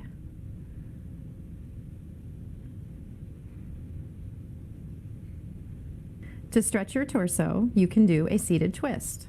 First, sit up straight, keeping your hips stationary. Twist all the way from your lower back all the way up to your head by looking over your shoulder. You can grab onto the armrest or the back of the chair while stretching. Relax, slowly return to the starting position, and repeat on the other side.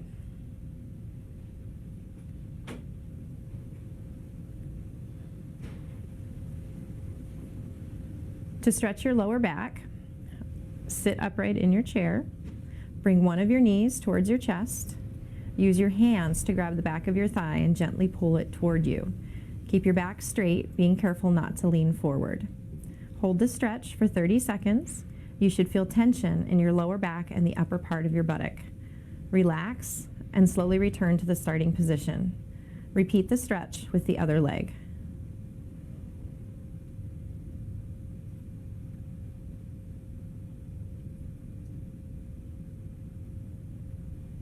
To stretch out your hips, while sitting, cross one ankle over the knee on the other leg. Sit up tall and gently lean forward. Relax and slowly return to the starting position. Repeat the stretch with the other hip.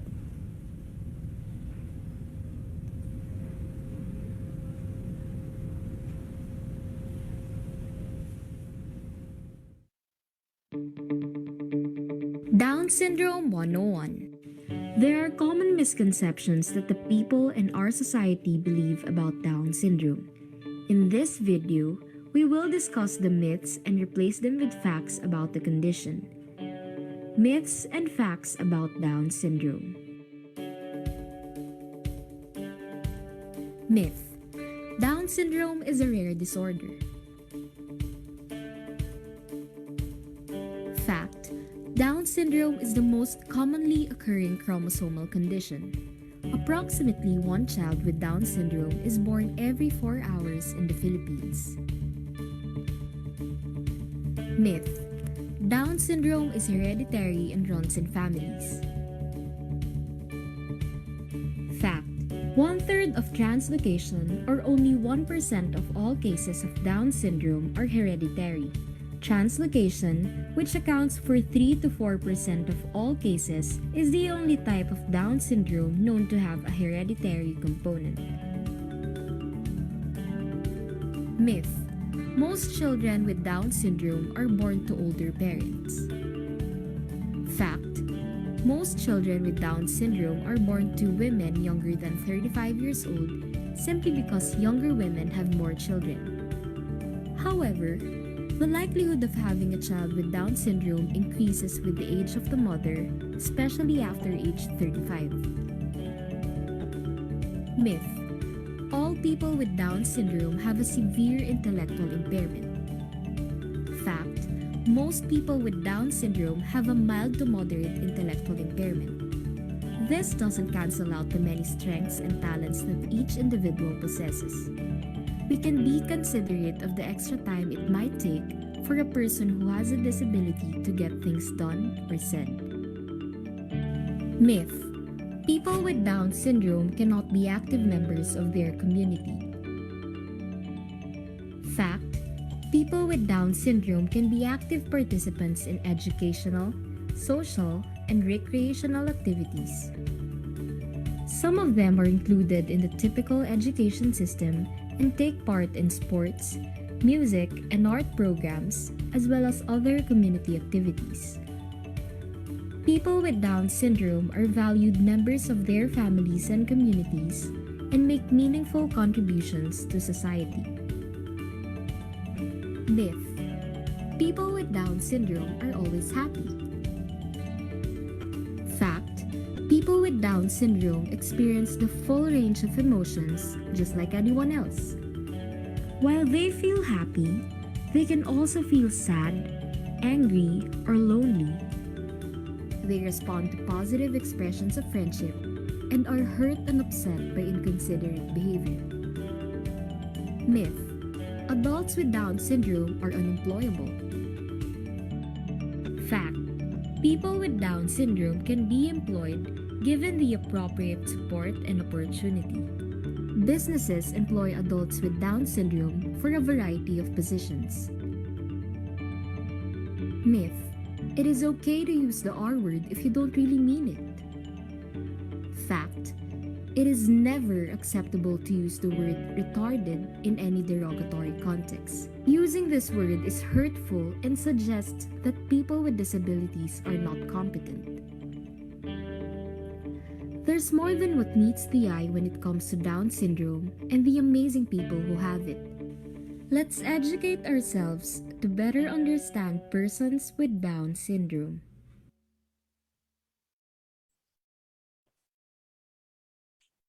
Hello po everyone. Regarding po sa questions po, regarding sa sa evaluation form na link, kindly wait na lang po sa bagong link po na isi-send namin. Nagkaroon lang po ng konting issues. Thank you po. And now po, let us welcome again Teacher Mai for the discussion of understanding Down syndrome. Thank you, Miss Judy. I'll do share screen again, right? Share screen. Okay, you know, wait. I'm sorry, I forgot to share this quickly for autism spectrum disorder. Of course, we have our national organization, and for the rest who doesn't know, for those who do not know yet, every third week of January, we celebrate our National Autism Consciousness Week. And for World Autism Awareness Day, ibig sabihin yung buong mundo po, sineselebrate ang autism every April 2. So yan po ang 2 dates na tatandaan natin for autism spectrum disorder. Again, we have our national organization, the Autism Society Philippines. Okay, now for Down syndrome. Just like with autism, ano nga ba ang history ng Down syndrome? Paano nag-umpisa ang Down syndrome? Okay, galing ito sa isang doktor din, no, na ang pangalan niya ay Dr. John Langdon Down. Ayon, kaya doon nakuha ang Down syndrome kasi siya ang unang nag-document, no? Siya ang unang nag-describe ng mga pasyente niya na meron pare-parehong itsura.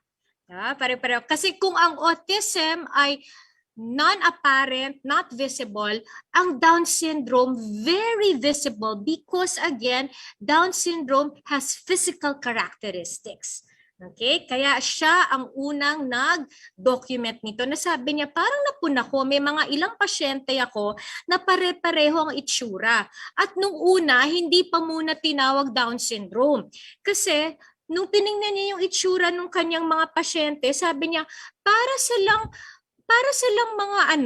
mga tao galing sa taga-Mongolia. Kaya nga noong una tinawag na Mongolism o yung nadidinig pa natin pero dapat hindi na ginagamit yung salitang Mongoloid. Bawal na yun ngayon. Kasi ang politically correct term ngayon ay ang tawag talaga ay child or individual with Down syndrome. Pero noong una kasi yun yung unang ginamit ng mga panahon na yun. Pero noong early 70s, pinalitan na nila sa salitang Down syndrome. Kasi unang-una, si Dr. Down naman talaga ang unang document nga nito. At pangalawa, sabi nila, masyadong nakakababa puri, sana tama yung aking interpretation, no, or translation rather in Tagalog. Kasi kung sa English, it's very demeaning, no, to use the word Mongolism, no. That's why in early 70s, the medical professionals decided to change it to Down syndrome in honor also to Dr. Down, who again first documented the cases of his patients who shared the same physical features. Okay, so si Dr. Down. Okay, next. Sino pa? Sa usaping Down syndrome, ang isa pang dapat pasalamatan ay si Dr. Jerome Lejeune. Sana tama yung aking pag-pronounce ng kanyang French name. He is also by profession a geneticist, meaning doktor na susuri, nag-aaral, anything related to genes. Okay, genes. Okay? Siya naman ang nakadiscover ng chromosome 21 kung bakit ang isang tao ay nagkakaroon ng Down syndrome dahil dun sa discovery niyang chromosome 21. Kaya nga, ang isang other common name of Down syndrome is, alam ko, lalo na yung sa mga magulang na may anak na may Down syndrome, ang isang tawag dito ay trisomy 21. Okay? So magtataka siguro yung iba, ano ba yung chromosome 21? Okay? I will do my very best to describe this, no? Kasi nga, feeling ko doktor ang dapat magpaliwanag dito, pero I'll do my very best. Okay? Miss Gingy, can we show the next video? Is Miss Gingy around? And I think po na nag-disconnect po si Gingy, pero may magba-backup din po. All right. Okay. Pa. Sige po. Thank you, Miss Judy. Sige, while waiting, no? So while waiting for the video, okay, let me discuss a bit the genes, no? Kasi nadidinig nyo genes eh. Pag sinabing genes yan, lagi yan associate sa something that is inherited, no? Hereditary. Kaya nga ang sabi nila, Down syndrome is a genetic condition, no? Meaning it's in the genes of that person, no? As to why that person has Down syndrome. And excuse po, Teacher Mai. Ayan po, si Miss Kai na daw po po. Okay. Sige po. Ay, wait po. Si Gingy na po pala. Sige Okay. po, wait lang po. Thank you po.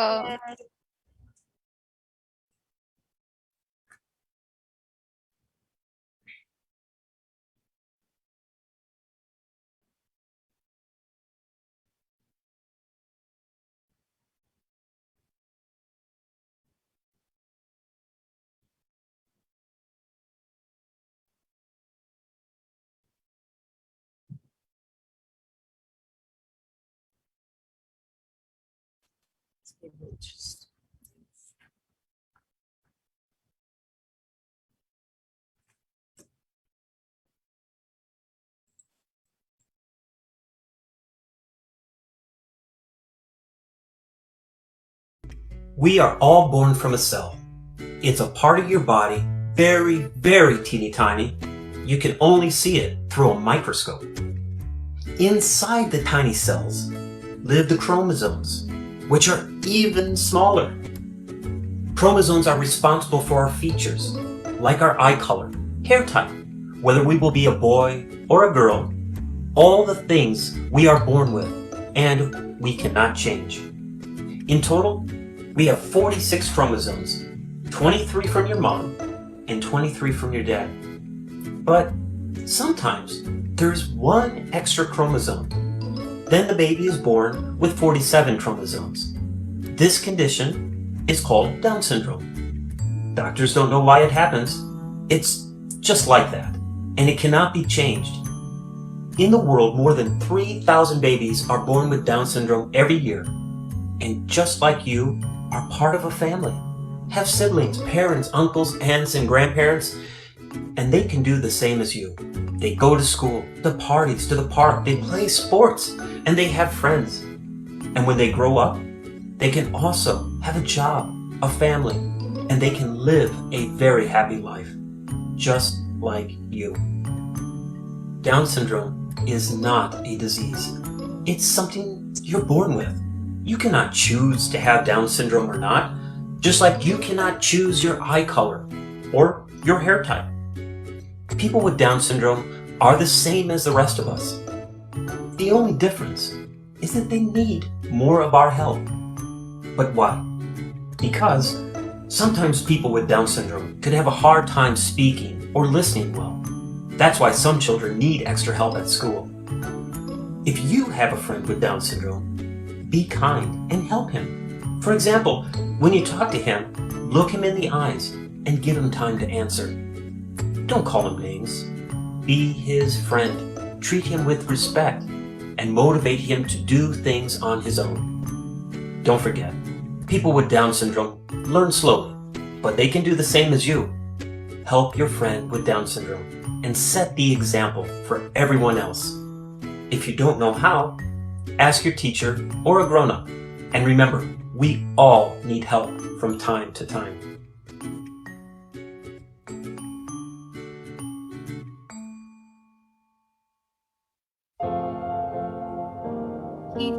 We can stop first, G. We can stop, yeah. Yeah, we'll show that later. Okay, so I'll share screen again. There you go. So, okay.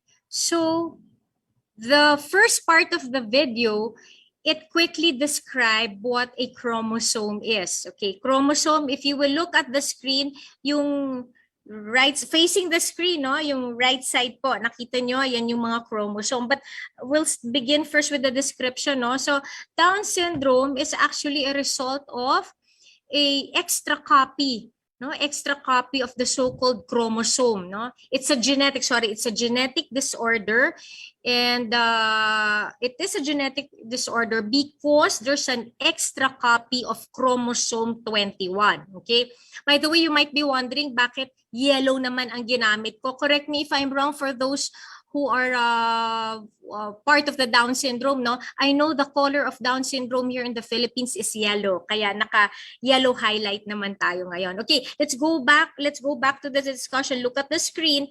To your right, okay, this is a sample of, actually, we call this the cardiotyping test, which I'll go through later, okay? These are ito yung sinasabi na bakit 21. Kung titingnan nyo yung pairs, di ba ang paliwanag kanina dun sa video, ang genes natin ay galing sa ating ama at ina. Okay? Nag-combine, no? Kaya halo tayo ng ating ama at ina, no? Our mother and father. Kaya nga yung iba, ay, kamukha ka ng tatay mo. Ay, nako, yung ugali mo parang hawig din sa nanay mo, di ba? Kasi combination tayo ng ating parents. Kasi nga ulitin ko, yung ating genes ay galing sa ating mga nanay at sa ating mga tatay. So, ito to. So, ang counting nila yan, yung by pairs, kinakount nila yan, one pair, second pair of chromosome, third pair of chromosome, fourth pair of chromosome, fifth pair of chromosome, and so on and so on. Okay? Pagdating sa 21, kung napunan nyo, dapat pair lang. Pag sinabing pair, dalawa Kung bakit sa counting dun sa pair 21, imbis pair, naging trio sala. Ito yung kaninang sinasabi, ito yung na-discover ni Dr. Jerome Lejeune na, sa mga taong may Down syndrome, pag tiningnan mo yung kanilang chromosomal analysis, ang tawag nga, no? O yung kanilang cardiotyping, makikita mo na on the so-called number 21, chromosome 21, kung bakit tatlo ang lumabas, na dapat dalawa lang, bakit tatlo ang lumabas. At dahil dito, nagma-manifest at because of this extra copy of chromosome, no? The signs and symptoms of Down syndrome, they all come out. Okay? Now, how do I, in my own words, no, just like what I said, I feel like it's better if a doctor gets to describe it, but explain it. But the way I understand it, when we talk about chromosomes, sa akin layman's term, ito po ang akin pagkaintindi, para siyang ID natin, no? Ito nga yung naalala ko, di ba, pag may mga crime scene, para lang ma-identify yung body, no, or yung cadaver, o yung patay, if I may use that word. Di ba, sinasabi, ay, up siya for DNA testing. Kasi, yung chromosome, no, may mga DNA, ang tawag ko nga dyan parang ID natin. Diyan nalalaman lahat tungkol sa atin, kung ano yung kulay ng buhok natin, yung ngipin natin, yung hulma ng mukha natin, no, pati nga yung our entire body, pati yung ating pag-uugali, yung ating attitude, personalities, lahat dito po napapaloob dyan, no? So yan yung importante ng chromosome. Now, balikan natin, no, look to the left side of the screen. Pag sinabing usaping Down syndrome, yung number 21 na dapat pair lang siya, na dapat dalawa lang ang lumabas doon, kung bakit tatlo ang lumabas. At uulitin ko, because of this extra copy of chromosome 21, no, naging tatlo, the extra copy, this now results to the signs and symptoms of Down syndrome. Okay, I hope it's somehow clear. It's somehow clear. Okay, and because of that, no, one of the concrete manifestation of Down syndrome is its physical characteristics. But another thing that we have to note of, no, aside from the physical characteristics of Down syndrome, almost all, no, or majority rather of the population also have intellectual impairment, or what was formerly known as mental retardation, but I'm repeating it, we do not use anymore the term mental retardation. What we're using right now is intellectual impairment.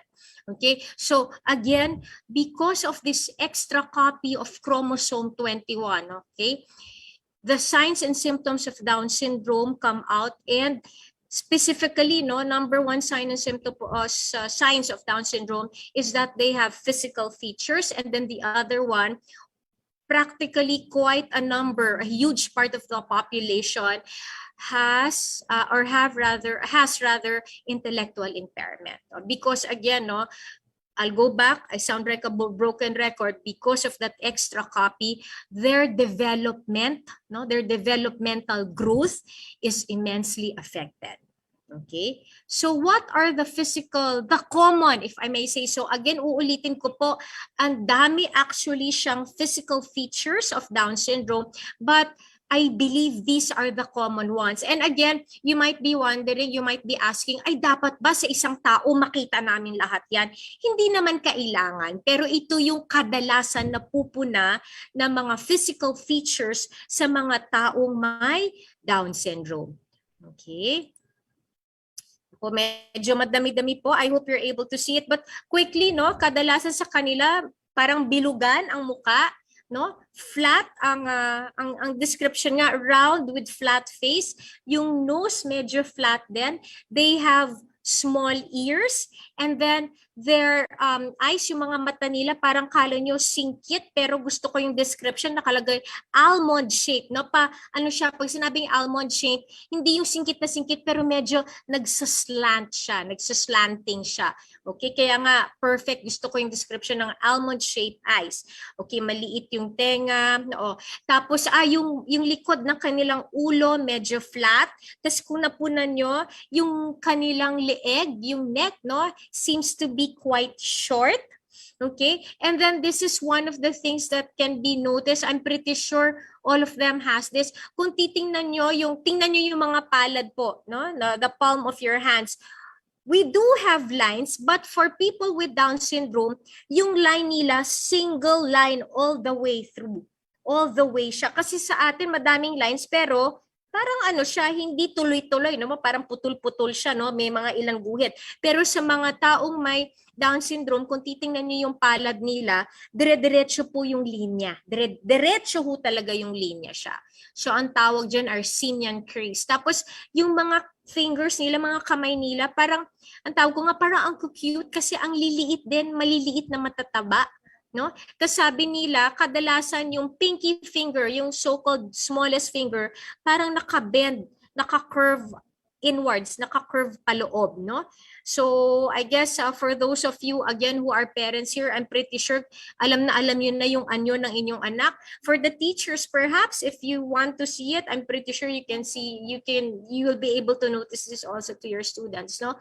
And then sa kanilang mga, yung toes nila, may gap daw. Kung titingnan niyo yung paa nila, yung kanilang mga toes, yung first, yung the biggest toe and then the second one, I think there's a huge gap. No, parang may gap siya. So hindi dahil laging nakasuot ng tsinelas at dahil may harang yung tsinelas, pero talagang ganun ho yung hulma ng kanilang paa. So there's a big gap between the biggest toe and then the second toe. Okay? Why did I highlight the overweight here? Because this is one of the things that is seen also often in people with autism with Down syndrome. Okay, kadalasan sa kanila ay overweight, Hindi dahil mahilig sila kumain, siguro yung iba magana talaga, Pero meron silang tinatawag na hypothyroidism, They have several thyroid problems. Later on I will mention this, but what I want all of us to remember, and this is also my learning, ever since I had an opportunity, I have been given an opportunity to work with Norphil, and through Norphil, I'm able to meet quite a number of families who have children or teachers who have students with Down syndrome. Okay, we have to remember that more than anything else, people with Down syndrome, or Down syndrome, in fact, it's a medical topic. Bakit ko sinabi medical topic? Kasi ang dami nilang kaakibat na mga medical and health conditions. Sobrang dami. Kung titingnan natin, labas ng katawan nila at loob ng katawan, the external body parts and the internal organs, practically all has medical and health issues. Ang dami-dami. Okay, lucky for those who may not have a lot of medical issues, but again, for quite a number of people with Down syndrome, their population, quite a number in their population, ang daming medical and health issues. And itong medical and health issues, some of them are life-threatening na pag hindi natin in-address, pag hindi natin inaksyonan kaagad, talagang nakakalungkot man, pero talagang pwede nilang ikamatay. Okay, so going back to overweight, quite a number of them have issue with thyroid, thyroid. That's why I know for those who are seen, meaning they go regularly to the doctors, they have their regular checkups, they have constant monitoring. The doctors do address these thyroid problems, because again, thyroid will lead to obesity also, and of course there are other complications of thyroid problems, but we don't want our children, or students, or basically people with Down syndrome to be overweight, because eventually their heart will be affected. That's how I understand it. So again, uulitin ko po, Down syndrome is always associated, it has always comorbidities with medical and health conditions, and some of these medical and health conditions are life-threatening. Okay, next is low muscle tone. And this I've seen also with my few interactions with people with Down syndrome. Ano bang ibig sabihin ng low muscle tone? I'm pretty sure there are other professionals here, aside from teachers, there might be also therapists here, like occupational therapists, but this is common among people with Down syndrome.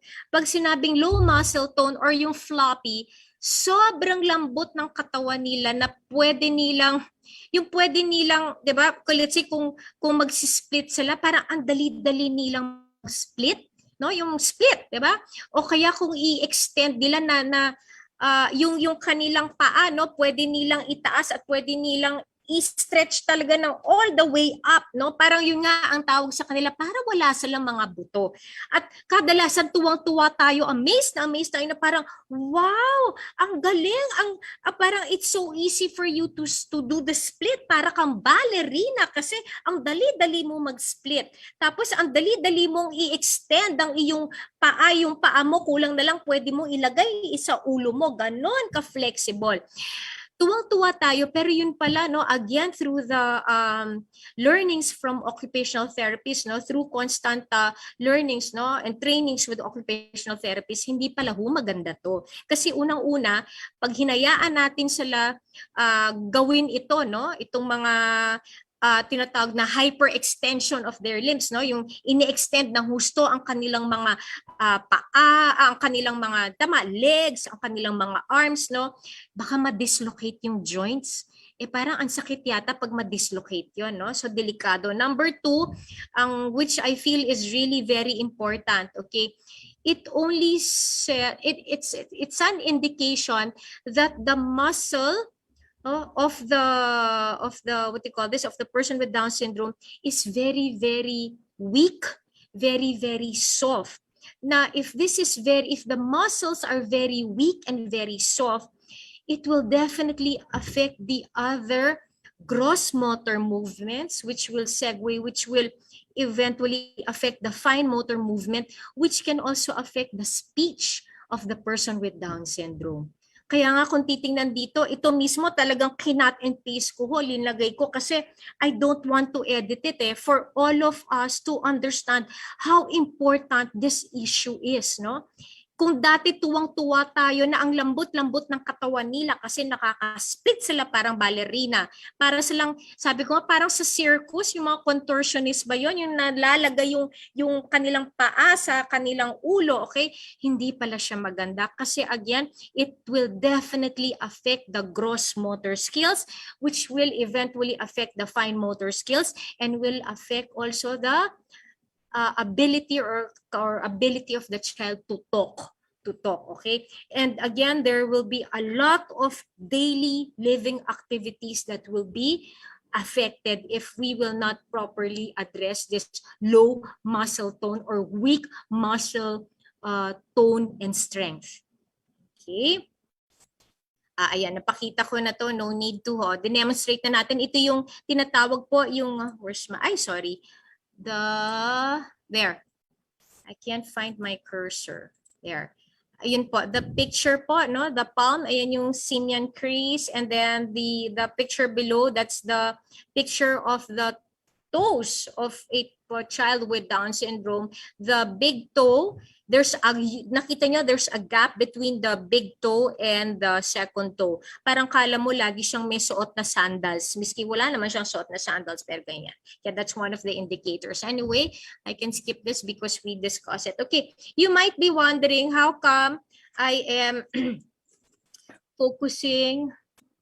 I'm just checking my notes po, baka I might have missed out anything. Okay, we're okay. So why am I showing this? No, this was, I think the research was done and it was presented during the National Down Syndrome Conference organized by Northfield. I think it was in 2018. No, I was in a way fortunate enough to be part. No, I was part of this team who did the research, and again, this is my first entry to the world of Down syndrome. This is my, parang sabi ko dito ako binindisyon because I was able to get to know, no? I till to this day, I'm still learning about Down syndrome, but this is my entry level of understanding Down syndrome. Okay, I just like to highlight one of the findings of the research.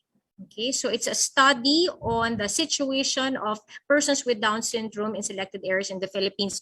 There were 62 children with Down syndrome, but the carers, specifically the parents, no, who joined also this study, there were only 61. So you might be wondering, 61 parents pero may 62 children kasi may isang mother sumali, dalawa yung anak niya na may Down syndrome.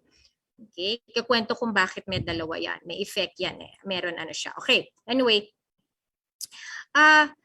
This one, okay, I'd like to emphasize this is in relation to the medical and health issues. The research found out that majority of the parents were not, again, because perhaps they were at the time, they were not yet properly educated, or they were not yet that knowledgeable about Down syndrome. Kaya karamihan sa kanila, hindi talaga nila napapacheck up ang kanilang anak in relation to the condition which is Down syndrome. Okay, karamihan 69%, okay? At ano-ano tong mga kondisyon, okay?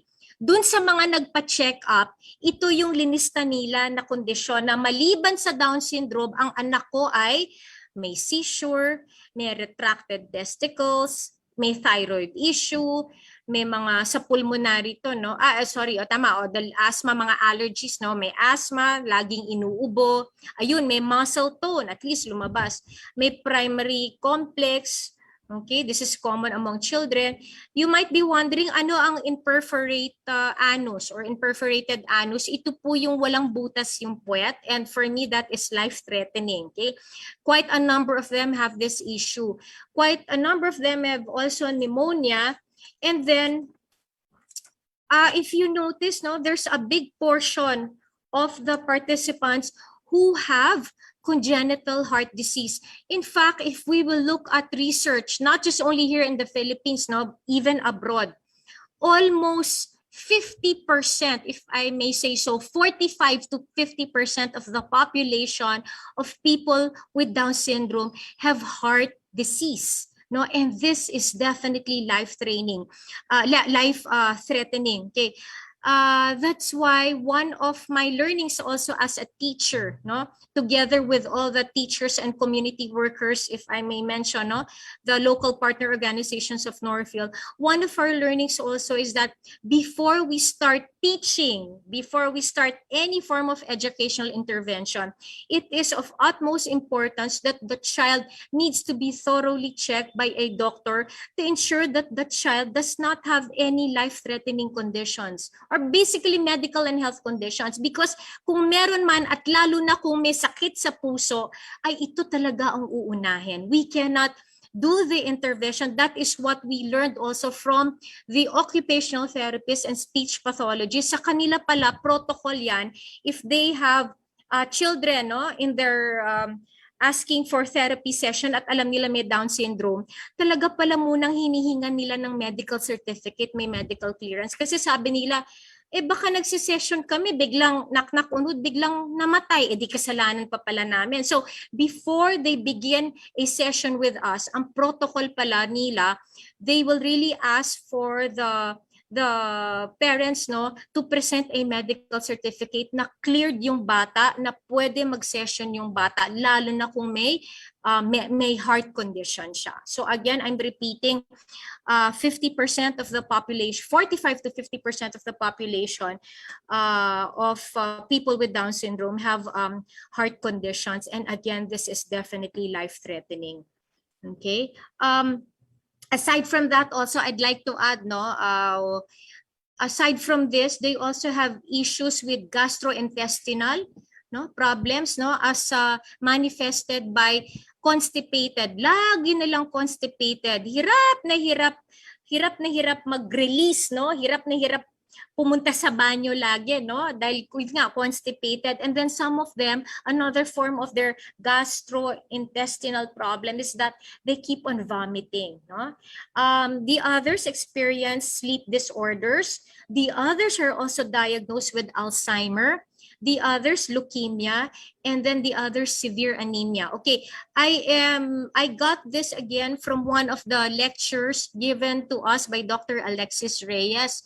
Okay, and she was able to get this so-called list of conditions also. No, these are the conditions that are commonly seen among Filipinos with Down syndrome. So I'm just sharing it with all of you in addition to what the research found out also.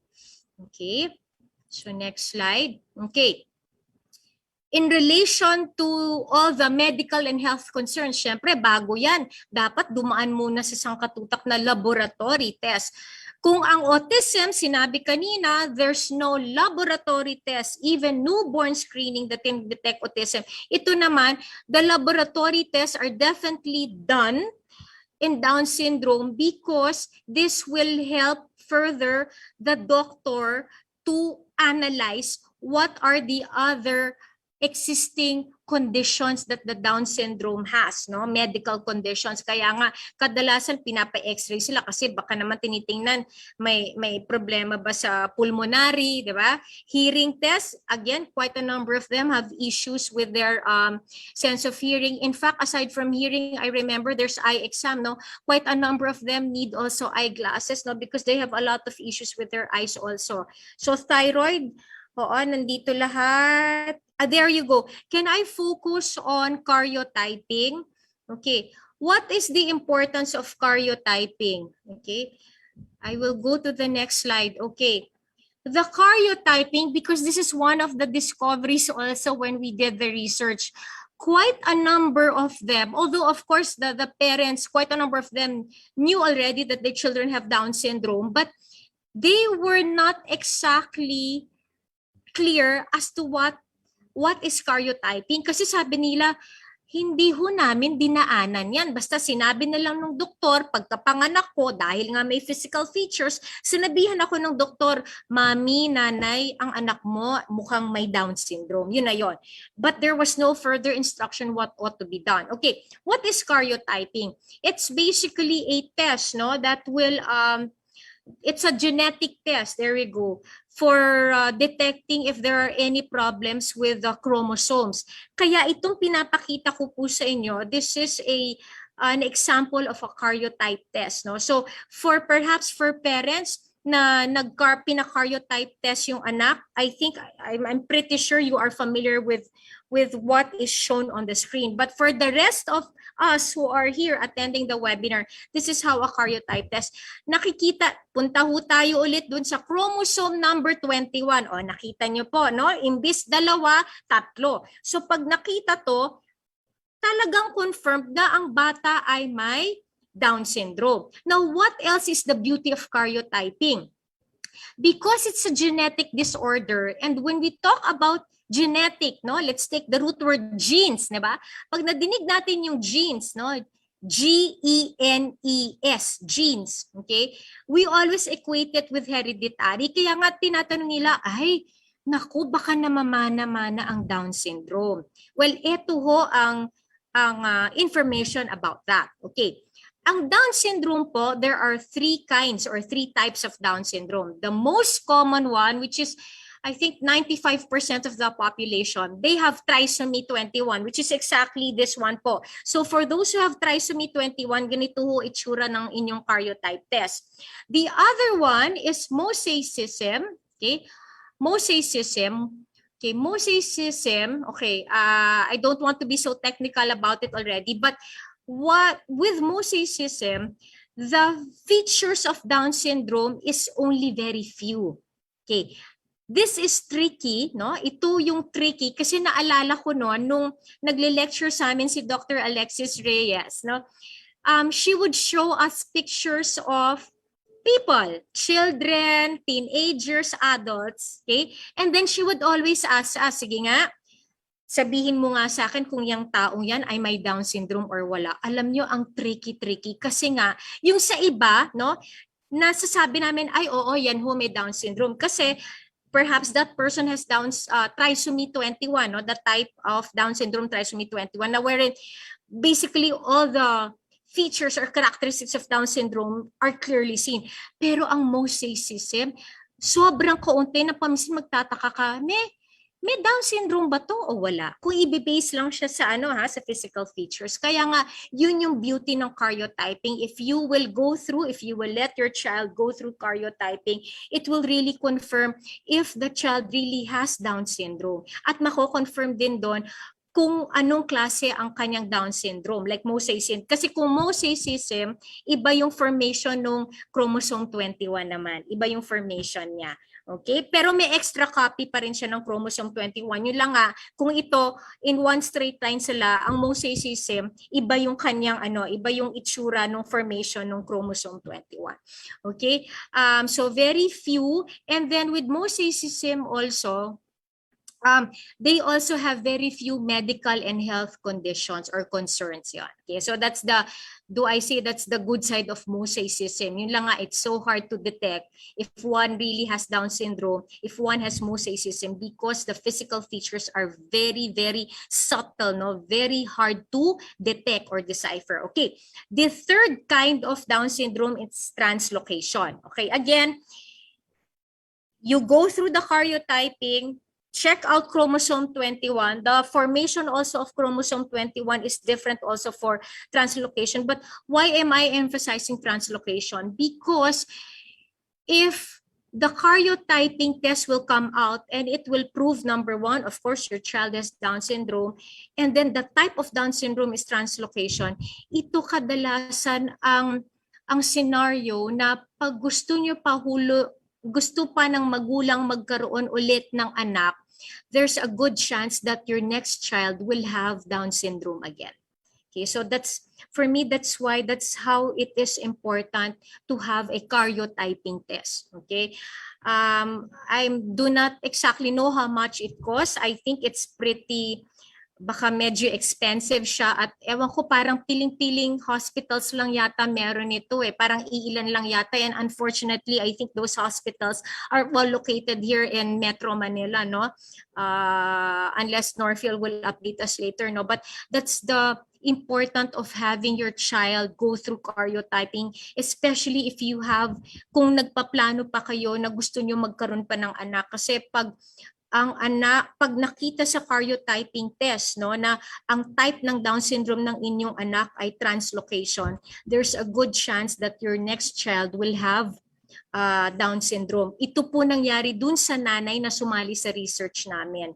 No, nalaman niya na lang pagkatapos niya magkaroon ng second child with Down syndrome. Doon niya lang nalaman kasi doon lang siya nagpa-karyotype eh. Doon niya lang nalaman na okay. So translocation pala yung type ng Down syndrome ng eldest ko. Kaya pala nung nagkaroon kami ng second child, lumabas ulit ang Down syndrome. Okay, I'm not saying that 100% yun ha. Okay, again, I'm not in the position to say that, but what I'm trying to drive at right now, what I'm trying to say is that there's a high probability or there's a bigger risk that if the type of Down syndrome is translocation, there's a higher risk that your next child will also still have Down syndrome. Okay. Up. I wait po Teka, nag-fast forward siya. Okay. I stressed this already a while ago. One of the comorbidities, ang isa talagang sure na kaakibat ng Down syndrome ay ang intellectual impairment.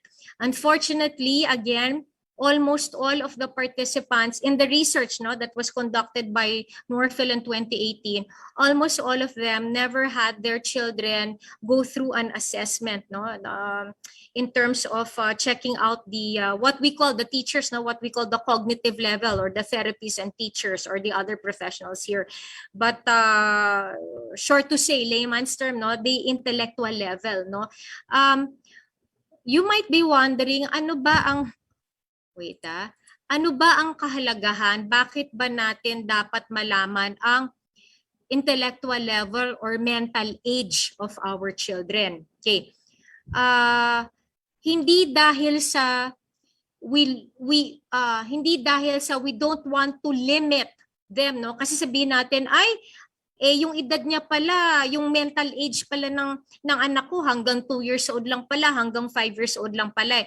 That's not my message here. My message here is that at least we know what will be our strategy, what will be kung ano yung ating expectation sa ating mga anak o estudyante. But I'm not saying that we should limit it, pero alam natin na ito lang muna, there you go, ito lang muna ang kaya ng aking anak. So dito lang muna ako mag-uumpisa. Pero uunti-untiin ko, sisiguraduhin ko na uunti-unti ko siyang tuturuan pa ng iba pa niyang kailangan matutunan. Siguro it's more for us so that we will not be stressed out. Hindi tayo mas-stress, hindi tayo ma-frustrate kung malalaman natin kung ano ang mental age ng ating mga anak. And I guess the same also for these people with Down syndrome who do have intellectual impairment. Para on their end also, they will not feel also bad kasi alam nyo, tao rin sila, Tao sila. Oo, meron sila Down syndrome. Katulad ng autism, oo, meron silang autism. Pero tao rin sila na may nararamdaman. So pag meron tayong sinasabing hindi maganda sa kanila, sila din ay nasasaktan, Ako paminsan na lang iniisip ko, baka iniisip nila na parang, naku naman, ang bobo-bobo ko kasi kahit anong ilang beses na ako turuan ni nanay, ni tatay, ni teacher, kung bakit hindi ko pa rin makuha. You know what the effect here? They will feel very bad about themselves. They will really feel and think that they are that stupid, diba? But they are not. And it is not their fault. It's just that we are not able to fully grasp, or know their mental age. Kaya siguro yung strategy ng pagtuturo natin, yung gusto nating ituro sa kanila ay baka masyadong mataas pa sa kanilang level, So that's why it's always important to know, to understand their conditions, so just like what the other participants said in the beginning, so that we will know what will be the proper strategy in teaching them, in supporting them. Okay, so that's my main message here. Okay, so these are some of the still facts about Down syndrome. Of course, Down syndrome, it's again one of the common childhood condition, not only here in the Philippines but also all over the world. This one it might not be updated anymore, but this is one out of 800 or 1,000 births. But I'm pretty sure it has increased because we did this research 2018 and it's already 2021 right now. No? So I'm pretty sure this increased also, the number increased already. But what we're trying to drive at again, it's one of the very common childhood condition that is being diagnosed all over the world.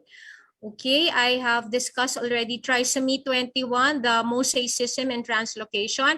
Okay, meron sinasabi na ang Down syndrome ay nagkakaroon ng Down syndrome pag ang babae ay matanda na or may edad na. No? Usually they would say 35 years old and above. To some extent, it's true. No? Pero to some extent, it's not. Kasi ang dami pa ring mga babae na nanganganak na younger, when I say younger women, younger than 35 years old, in their 20s, in their middle 20s, late 20s, who still give birth to children with Down syndrome. Yun lang what we're trying to stress here. As the woman gets older, siguro yung body rin namin, it may not be that young anymore, no? There's a risk that when you give birth, you might give birth to a baby with Down syndrome. But again, it's not only for the so-called older women, but even the younger women can also give birth to babies with Down syndrome. And we also have to consider that, of course, we were talking about genes, about chromosomes, diba? We said a while ago in the beginning of the presentation, the genes come both from the mother and the father. That's why whenever we talk about Down syndrome, ang laging sinasabi, wag niyo tuunan ng pansin lagi ang mga babae, parang babae at babae. Pag-aralan din natin ang mga tatay or the father or the paternal side because they also contribute to the genes. And you'll never know, no? There might be, I know there are studies right now closely looking into the side of the fathers, no? What is in their genes that in a way contribute also to having a baby with Down syndrome. One of the researches that I recalled, but I'm not sure if it's proven, if it's truly confirmed by the medical community, they're looking also at the age of the father. Oo. So, parang katulad sa mother, no? Pag ang father siguro medyo may edad na, baka lang. Again, it has not yet been concluded by the medical community, but seems like the age of the father is also being considered now. Okay? I've discussed already the translocation type, so my main message here is the importance of going through the cardiotyping test. Okay. Okay. Ito na pala. Sorry, ending na pala siya. Miss Jinji, this is my video for the last video for Down syndrome, and it's a cue that we're ending our discussion so that we have enough time for Q&A. Okay, Teacher Mai, I'll play your video po. Yes, thank you.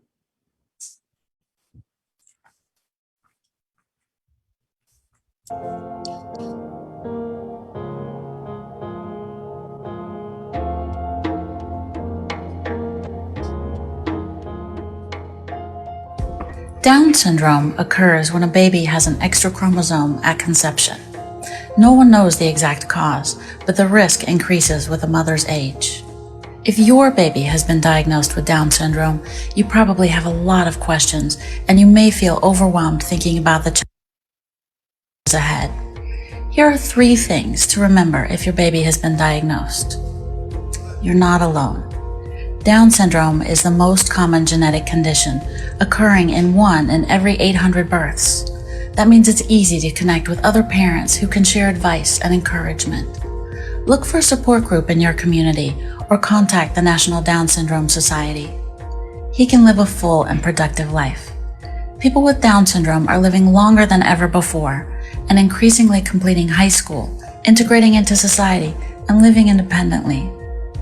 Because of the increased risk for things like vision and heart problems, it's very important to take your child for regular checkups with a healthcare provider who has experience caring for children with Down syndrome. She will also help ensure that you and your child get appropriate support services. Overall, enjoy your baby. Yes, there will be challenges, but there will also be joy, just like with any other baby.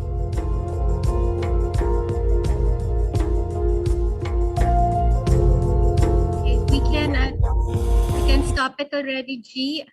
You know, I forgot. I'm so sorry. I was so eager for the Q&A. I'm so sorry, but do we still have time? Can we still extend for, is it 5 or 10 minutes? Because I forgot. Okay, this is the Down Syndrome Association of the Philippines. No, it's our national organization here in the Philippines. And then the Down Syndrome Consciousness Month. It's a month, no? So it's every February, and the World Down Syndrome Day is every March 21. Bakit po March 21? Little trivia. Okay, March kasi, di ba, in the calendar, in the months, no? March is the third month of the year, di ba? 3. Diba? Kasi nga, extra chromosome, 3 eh. Tapos 21, diba? Yung chromosome 21 ang natatamaan. So, 3 because, March because it's the third month of the year, and 3 stands for extra copy of the chromosome, and it's the chromosome 21 that is hit. That's why March 21. Okay. Can I still be extended, or do we go to Q&A? Because I completely forgot about the general tips in supporting. What is our stand? I think we can extend until 5 minutes po. 5 minutes. Okay. Miss Judy, please cue me, ha? Please cue me. Okay. Quickly, no? Sayang, no? Some are leaving already, but I'm sorry, I completely forgot about this. Okay. First thing that we need to remember, okay? Both autism and Down syndrome, because they have difficulty expressing themselves, okay? They have their own reasons as to why they have difficulty expressing or communicating, not just expressing, but understanding language and expressing themselves. Therefore, what is the easiest way for them to convey what they are thinking, what they are feeling, they do it through behavior. That's why for me, always remember, whenever you see a person with autism or a person with Down syndrome exhibiting challenging behaviors, or sabihin na natin kakaibang kilos, okay? Always ask, no? Lagi natin itanong sarili natin, bakit niya kaya ginagawa to? Ano ba ang gusto niyang ipahayag? Ano ba ang gusto niyang sabihin sa akin? That's why and I've loved this, because this is how my former supervisors, no, have taught me to see behavior, no? Lagi natin tatandaan, all behaviors, whether appropriate or not, occur for a reason. Laging may dahilan ang bawat kilos na ginagawa ng isang autism at ng isang taong may Down syndrome. Okay? Routine. Okay. For them to understand what is happening, again, both for those who have autism and Down syndrome, again, they have several reasons as to why they have difficulty understanding, no, their environment. What is good is to have them routine. Kasi sa routine, araw-araw nilang ginagawa, no? Araw-araw nilang ginagawa, pare-pareho nilang ginagawa. Okay? For autism, they're able to understand it na, ito pala yung gustong paggawa sa akin tuwing umaga, tuwing hapon, tuwing gabi. O ngayon, naintindihan ko na kasi laging inuulit-ulit sa akin. For the Down syndrome naman, oo, naiintindihan ko, pero dahil pinapaulit nyo sa akin, alam ko na kailangan ko gawin, pero para mas lubusan ko pang maintindihan, kailangan ko ulit-ulitin. Okay? That's why giving them routines will help them understand not just only their environment, but what is basically expected of them. Ano ba ang dapat nilang gawin? Nalalaman nila ito kung meron silang routine in their homes, routine in their school, for those who are working, routine in their jobs. Kasi alam ko ang iba dito, kaya na, o ang iba dito kahit papano ay nakakapagtrabaho na. So that's the beauty of routine. Okay, I'm doing this very fast po. Visuals, what is the importance of visuals? Okay, again, uulitin ko ha, one of the common difficulties or challenges of a person with autism and a person with Down syndrome is understanding the spoken words, no? Yung mga salita. Kung salita lang tayo ng salita at hindi natin sila natutulungan, no? Intindihin, parang sabi ko nga dito, decoding the words, making them understand. At talagang hindi tayo magkakaintindihan. Kaya nga, sa karanasan ko, using pictures, no, whether that's taking actual pictures or mga flashcards or drawings or ito computer generated pictures, what you see on the screen, mas natutulungan ang taong may autism at ang may taong Down syndrome intindihin kung ano yung sinasabi natin sa kanila at sila din mapapahayag din nila ng klaro kung ano yung gusto nilang ipahayag sa atin if they are able to use pictures or visual aids. Okay, so I'm being very fast right now. Okay, the next 3 tips, no? Give clear, simple instructions, demonstrate, be consistent. Okay, these are the things again, no? Like number 4, when we talk to them, okay, them meaning those with autism and those with Down syndrome, make sure that what you tell them are those that you want them to learn. Okay? For instance, if we want them to sit down, o di simple lang, for instance, Ranil, kunyari, Ranil, sit down. Okay? Or Ranil, upo.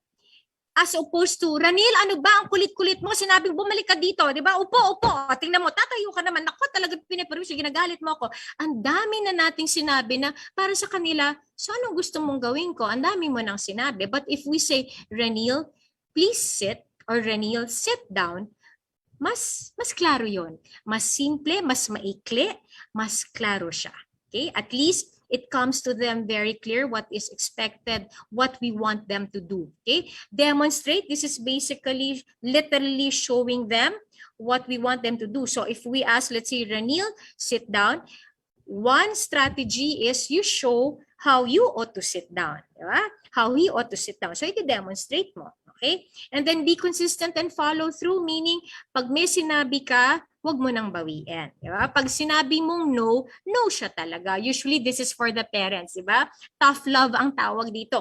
Pag sinabi mong, ay, ito yung ating patakaran, ito yung ating kasunduan, so dapat talaga gawin natin. So if it's no, let's say, the time to use gadgets, yun, lalo na yan, dahil wala tayo, nasa bahay ngayon, no? Ang oras ng paggamit ng gadget ay only from, kunyari 9 to 9:30 lang. Talagang 9 to 9:30 lang everyday. Hindi natin babaguhin na pag nagwala yung bata o hiningi o medyo dinalambing-labing ka, miski hindi na time to use the gadget, parang sige na lang, ibibigay mo. Pag ganun kasi, maguguluhan din talaga sila na parang ano nga ba dapat ang gawin? Kasi laging paiba-iba si nanay, paiba-iba si tatay. There's no clear-cut instructions. But for them to again, be able to understand what is expected from them. We have to be consistent with what we are telling them. No? So if we have rules, then we have to follow the rules. We have to stick to the rules. Okay? And then the last but not the least, it's rewarding positive behavior. Okay, what's the beauty of rewarding positive behavior? Okay, one beauty is definitely you will expect that the person will repeat again that behavior that you want him to do or execute or demonstrate, no? Uulitin niya kasi parang, uy, natuwa yata si tatay, si nanay, si teacher, no? Or si therapist na nung ginawa ko to, tuwang-tuwa sila, maulit nga ulit, no? That's for the autism. But for the Down syndrome, ay, natuwa sila. So tama yung pagkaintindi ko kasi nung ginawa ko yung pinapagawa sa akin, lahat sila ay natuwa. So ngayon, klaro sa akin na ganun pala yung gusto nilang pagawa sa akin. Okay, now, pag sinabi nating rewarding, lagi nating iniisip, naku, extra budget yan kasi kailangan ako bumili ng kanyang paboritong pagkain, ng paboritong laruan or what. You know, actually, when we say rewarding reward, no, it can also mean yung tinawag na intangible. Ano ba naman yung yakapin yung anak nyo, halikan, high five, tapos sabihin, good job anak, good job. Diba? Paminsan nga yan, pag sa bata pa, medyo exaggerated, nagtatalon ta, parang yay! Parang very good sitting, very good following nanay. Diba? Yun, pwede yun mga reward. Okay, I'm saying that when we reward positive behavior, no, it's definitely an assurance that the learning will take place again. But for me, again, more than learning, it's basically telling this person with autism, telling this person with Down syndrome that you are doing a great job, no? With the effort that you are making, I am so proud of you. I am really proud of you. Even if sabihin mo, mababaw lang yan na nakaupo ka nung sinabi kong sit down, nakaupo ka, miski simpleng bagay lang yan para sa iba, pero para sa akin, I am so proud of you. So that boosts what? That boosts their self-confidence, that boosts their self-esteem, no? And we make them really feel very, very good also about themselves, very good about themselves. So more than reinforcing positive learning, it's really uplifting their self-esteem, really uplifting their confidence, and making them feel good about themselves also. So, ito na pala ang cue ko talaga, no? Although I want to go back, no, to the question, no? Why do we need to understand autism and Down syndrome? Because with the responses given a while ago, no, help them better, to provide the proper intervention, to belong, to make them belong to the community. Inclusion was also mentioned. Okay, to provide special attention. No, I think I will relate it to providing proper intervention. But I like what was shared a while ago, to belong, to make them feel that they belong to our community, that they are part of our community, that they are included, they are not excluded. And for us to make them feel that they truly belong to our community, that they are truly included, we begin to understand first, because when we understand, that will now move on to accepting who they are. Not changing them, but accepting who they are. So that is my closing statement already. So again, thank you so much for listening, no? For listening, for sitting and listening for almost 3 hours. Thank you so much. So I think we can begin with the Q&A.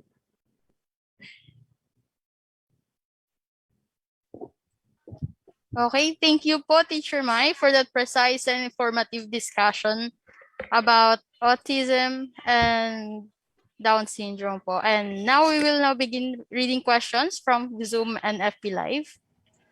I would like to inform everyone again po regarding po sa certificates that hindi pa po yun official since may nagkaroon po ng technical difficulties, and we will just send you the webinar certificates po after the webinar. Okay po. And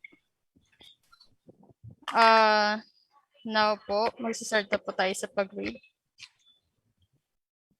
Also po, yung name po pala na ilalagay niyo po sa sa evaluation form is also the name po na ilalagay po namin sa certificate po. So, kung ano pong gusto name ilagay niyo po doon, doon na lang po ninyo ilagay po. Sige po. And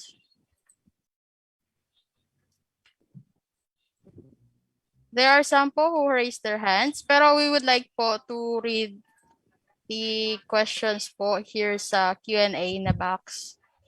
First po dito sa Zoom. Miss Judy, before you start, for all the participants, I will really do my very best to answer your questions. But if not, we'll see how else it can be further addressed. Anyway, go ahead, Miss Judy. Sige po, okay. This is a question po from Bob Efondo. Sabi niya po, how to manage ASD with hyperlexia kapag may tantrums siya? Thank you po. Okay, from, what's his name? Bob Efondo po. Nako, it's so hard but to find Mr. Bob in the participants. Quite hard, Bob, because I'd like to ask more questions about his student kaya to or son. Quite hard but to find Mr. Bob. If he is still here, Mr. Bob Efondo. Opo, nandito po siya sa Zoom. I-ano ko na lang po. Yeah, will it be all right if his mic can be turned on? Sige po. Ina-ask to unmute ko na po siya. Okay. Habang hinahanap ni Miss Judy, si Sir Bob, no, may Okay. tanong din sa FB, no? I think this is very important, really.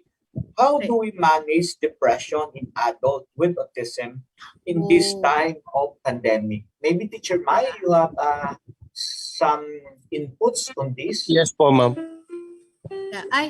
Is it Mr. Bob already, or what? Is that? Yes did I po. hear the voice? Okay, so Sir Ranil, what do I do? Do we go to Mr. Bob first, or do I answer the question that you read in the Facebook? Yeah, let's go first to Sir Bob. Sir Bob, you can ask Sir your Bob, question okay. or clarification to Teacher Mai. Sir Bob. Apo. Yeah, may I know, are you what's this, a teacher, or may I know your... Parent po. I'm a guardian. A parent. Okay, so the question is about your son? Yes, ma'am. Yes, okay. How old is your son po? 7 years old, ma'am. Mag-8 na po. Okay. Can you describe the hyperlexia? So everyone will be more, what do you call this? They have an idea what it is? Ano po, ma'am, yung advance, ma'am, yung kanyang mga natuto siyang mag-read ng English and Tagalog without teaching them how to read, at yung kanyang wido sa pagpapiano, marunong siya nang hindi naman namin siya tinuturuan. Okay, so ang question is basically handling his tantrums. Yes, if I ma'am. recall right. Okay. Just like what I said, no.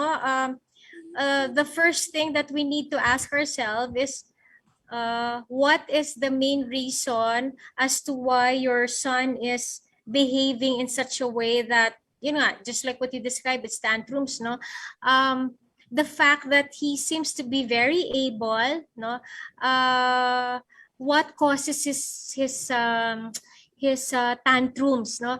In fact, there's a process of analyzing behavior, no. We call it the functional behavior analysis, wherein we try to check first, no, or see prior to the behavior happening, ano po yung sitwasyon, no. So what triggered the behavior, and when we have that so-called recording, kasi on our end, what we do, we record it, so we see the patterns for us to determine the main reason of the behavior. Because my stand for behavior, before we can come up with a strategy, sir, we need to know first the reason, because we might be using a strategy that is not actually addressing the reason of the behavior. In fact, for me, when we think of strategy, we are not actually addressing the behavior. We are addressing the reason behind the behavior. Because if we are addressing the reason behind the behavior,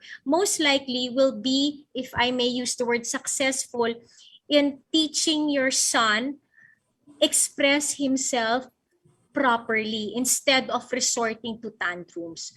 So the answer to your question is, first things first, you need to discover, you need to know what is the reason for the tantrums of your son before you can come up with a strategy in addressing his tantrums. Because ulitin ko ulit, what we are actually addressing here is the reason behind the tantrums of your son. It's a very broad stroke, but that's how that's the general tip that I can give you at this point in time po. Usually, ma'am, happens every time, ma'am, na nagbabago ng, halimbawa po, kapag nagwa-watch siya ng TV, tapos papatayin namin, sasabihin namin enough na yung pag-watch ng TV. Parang every time na babaguhin mo yung kanyang gusto na ginagawa, June, nagkakaroon siya ng ganon. So that's difficulty based from what we discussed a while ago with autism. One of their characteristics is difficulty in comprehending changes, no? And that can be one reason, no? Another thing is, it can be also, he doesn't really want to end it because he wants his way too, no? So that's another thing also. So perhaps the issue of consistency can also be checked here, no? But quickly, so that we can move to the other participants also. Quickly is what we do there if the issue is really on change, no? Change, no? Because it's change, from watching TV to closing the TV, that's a change already. We do there is, we address that by doing the schedule, so that the child will know that at a certain point, you will do this, but after that, there's a certain limit or time for that. May oras lang dyan, kasi pagkatapos niyan, may gagawin ka pang iba. Now, if the child is able to do that, no, na-notice niya na, oy, pattern na to, because I get to do this on a routine basis, by then, no, hopefully that behavior will be addressed. If the real issue is difficulty in changing, because again, if there's another reason behind it, then there's going to be another strategy. But that's again just a general tip that I'm sharing with you po, which I hope you can try it out. Sige po. I think Okay, no, if it's okay, no, we can just give no email address, no, to sir, no, and maybe he can communicate with us later. Okay, sige. Thank you po. I'll answer now that thank you, Sir Bob. Thank you. Thank you, I'll ma'am. answer Thank you, now ma'am. about the, yes, thank you po, sir. I'll answer now about the depression. Okay, go proceed. Okay, the depression, do I assume that might be an adolescent or adult already? Now, honestly, I have not handled yet someone with autism and depression, but it's clear that one of the comorbidities o kaakibat talaga ng autism, lalo na yung mga taong may autism na alam nila may autism sila, they're very much aware of their condition. For some reason, quite a number of them really fall into depression. Ang isang nadidinig ko sa mga ibang magulang or ibang professionals who are handling, who have adolescents or adults with depression, or professionals who are handling such individuals, no, they really tie up with a psychologist. Kung hindi makukuha sa pure counseling, yung iba psychiatrist na, because psychiatrist will entail medicine, no, the use of medicine. But this is going to be a team approach, no, so you cannot do this single-handedly by yourself, especially if it is really depression, because the tricky part also with depression, a lot of people loosely, if I may use that word, loosely uses the word depressed. Diba? Konting lungkot lang, ay, grabe, depressed ako ngayon, depressed. Wherein, in fact, it does not exactly fall under the depression disorder, okay? Because there's a criteria also for the depression disorder. So one, if you feel that your son has depression, okay, it might be good to get an assessment to confirm that, if it is really a true depression disorder. And if it's a confirmed diagnosis of depression disorder, then another professional will come in to help that. Again, based from what I've heard, no, because I have not personally handled one yet. Some go for psychologists, no, for counseling. If pure counseling cannot do it, then others move to psychiatrists, because that's counseling with medicines already. So that's just it's my general opinion about it.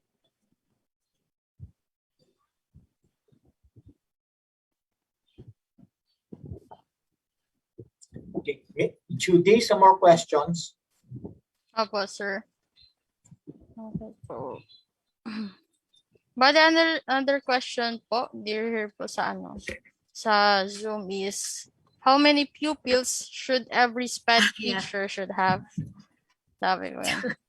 Siguro yung standard po.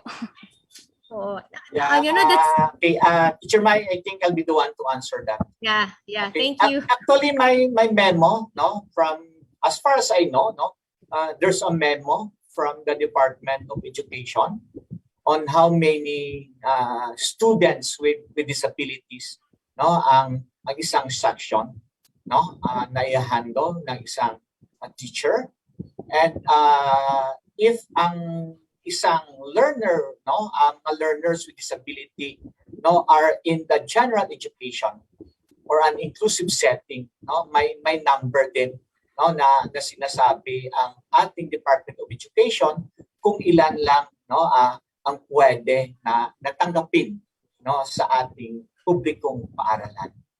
Okay, sige. Judy, habang hinahanap mo pa yung ibang tanong, no, maraming salamat, no, kay Ma'am Fee Corpus, no, I think kasama din natin siya, no, leader, no, sa sektor ng may kapansanan. Tinatanong niya dahil sa kondisyon, no, ng mga individual na ito, papaano sila, no, ma-represent nila ang kanilang grupo, no, sa mga pambansang samahan, no. Napakaganda ng tanong, no, ni Ma'am Fe about this, no. For those with autism, no, nakaya naman nila ang Autism Society Philippines, no, meron silang organization, no, na itinatag, no. Ito yung mga self-advocates with autism. Kung hindi ako nagkakamali, yung kanilang pinaka-head dito ay si Ian Lopez. So I think, no, they can represent themselves. Okay? For those, no, other impairments like those with Down syndrome na hindi pa nila kaya, no, mag-represent ng kanilang sarili or ng kanilang grupo. No, may provision, no, ang ating UN Convention, no, on the Rights of Persons with Disabilities, Article 4.3 yon, no, ng CRPD. Sinasabi doon na dapat ang Estado, no, i-ensure niya ang participation ng persons with disabilities, including children with disabilities. Kung hindi nila kaya na sila mismo ang representante, no, ang kanilang mga magulang ay pwedeng mag-represent sa kanila, ang kanilang teachers or ang mga samahan tulad ng Norfield ang pwede, no, maka-represent sa kanila. Pero, no, tayo ina-advocate talaga natin na dapat, no, ang mga individual with impairment, sila mismo ang magrepresentar ng kanilang sarili. Kaya nga, may training ang Norfield, no, to develop, you know, the right to participation of all persons with disabilities, including children with disabilities. So kung may mga tanong ka pa, Ma'am Fe, no, you can just email me. No, and we are giving training, no, on the participation of children with disabilities. Maraming salamat, Ma'am Fe. Can I just quickly read one question that popped up here, no? And I think it's also very important to clarify it. It came from Miss Mary Beth Arsenas. It just suddenly popped up on my screen. Perhaps I think it's a sign that your question is very important. She was asking about Asperger syndrome, okay, or the so-called high functioning, because in the previous, no, the previous definition of autism, okay, that when I say previous, that was before the 2013, no, DSM-5 revision, or the DSM-5 revision of definition. Okay, Asperger was still clearly in the different classifications of autism, but in the new description of DSM-5, all these so-called classifications are gone already. Everything is put lump sum together in the autism spectrum disorder. So I remembered, Miss Mary Beth, if you're still around, okay, if you're still listening, when the DSM-5 first came out, I remembered when we were listening to one of the lectures of the pediatricians, they said that at the time, because they're also studying the revisions right now made by DSM-5, sabi nila, para hindi magkalito, if one is making the diagnosis, you specify diagnosis used before 2013. So yung mga mag-specify ng ganon na sinusulat pa nila na this type of autism is the classic autism, it's the PDD, PDD-NOS, or the Asperger. But for others who are now really following the DSM-5 2013 revision, no, on autism, they also, ideally pagkaalam ko po, they get to specify that the diagnosis is based on the 2013 DSM-5 revision. Oo. So ulitin ko po, if we are following the DSM-5 definition of the definition of autism under the DSM-5, Asperger is not already stated there. But if we will use the definition prior to the 2013 DSM-5 revision, then Asperger is still there. But whether Asperger is specified or not, I think what's important is for us to clearly see what is the level of this person, no? What are the strengths? No, that's what I learned also from one of the consultants of Northfield, no, si Teacher G.V. Rivadelo, who is also a professor of UP Diliman, no? When we do our assessment, it has to be authentic. That's how she described it. So it has to be seeing not only the limitations or the deficits of that person, but we have to make sure that we also see, check, and highlight also the strength of that person. So more or less, we get to see the totality of who the person is. Okay, thank you. I hope I'm able to answer the question of Miss Mary Beth. Okay po. So another question po from the Zoom. From Maria Pilar Aton. How can I make my grandson with Down syndrome sleep earlier in the evening? He always sleep late and wakes up late also the next day. So that's Lola. Okay. Ako. Since Lola is in the Facebook, no, that's the difficulty if we are talking about specific cases, because it's so nice to ask further questions, no, but offhand, I'm thinking it goes back po to the setting a daily schedule. It really goes back to setting a daily schedule for your grandson and making sure you stick to the daily schedule also. Another thing also, kasi ang gusto kong itanong, if Lola is here, no, ano ba kung ginagawa ng apo nyo bago matulog? Kasi kung ang apo nyo ay nanonood, no, ng TV o nagga-gadget, so whether that's using the phone or the laptop or the computer, bago matulog, meron hong pag-aaral na ginawa na pag tayo bago matulog ay naka-gadget pa, nanonood ng TV, yung ating tinatawag na brain cells, okay? Imbis magpahinga na, mag-relax na, hindi pa ho nakaka-relax. Active na active pa siya. So miski antok na yung katawan mo, gusto na matulog, pero dahil sige ka pa rin panood ng TV, sige pa rin gamit ng gadgets mo, talagang mahihirapan ka matulog. Okay? Ang isa pa rin dyan, tinitingnan ko, pinapatulog din ba siya sa hapon? May nap time siya? Baka naman kasi yung kanyang pagtulog sa hapon ay kahaba-haba din. At sa sobrang haba ng tulog sa hapon, baka yun din ang dahilan kung bakit hindi siya nakakatulog ng maaga sa gabi. Kaya nangyayari, chain reaction lahat. No? So these are the things that Lola needs to think. No? One is the stick to the daily routine. If there's a schedule, no, stick to that routine na kung ang oras ng bedtime ay 9 o'clock, ay dapat 9 o'clock. Okay? Tingnan kung ano yung mga activities na ginagawa ng apo nyo bago matulog. Kasi kung ang apo nyo ay nanonood pa ng TV, gumagamit ng cellphone, nagga-gadget, nagla-laptop, nagko-computer, talagang hindi humarerelax ang brain ng inyong apo. No? Magiging very active pa rin siya miski antok na yung kanyang katawan. At pangatlo, pwedeng isang tingnan, baka naman po natutulog ang apo nyo sa hapon at ang haba-haba ng kanyang tulog sa hapon na hindi na siya makakatulog ng maaga sa gabi, no? Baka there's a need to cut that nap time also or sleeping time in the afternoon. Again, these are just general tips, no? Since Lola is not here, Lola is in the Facebook eh. Ano lang, I'm just thinking, no? Thinking. Sige po. Thank you also, Miss Mary Beth. And Miss Mary Beth. Judy, no, tutulong na lang ako, Judy, no.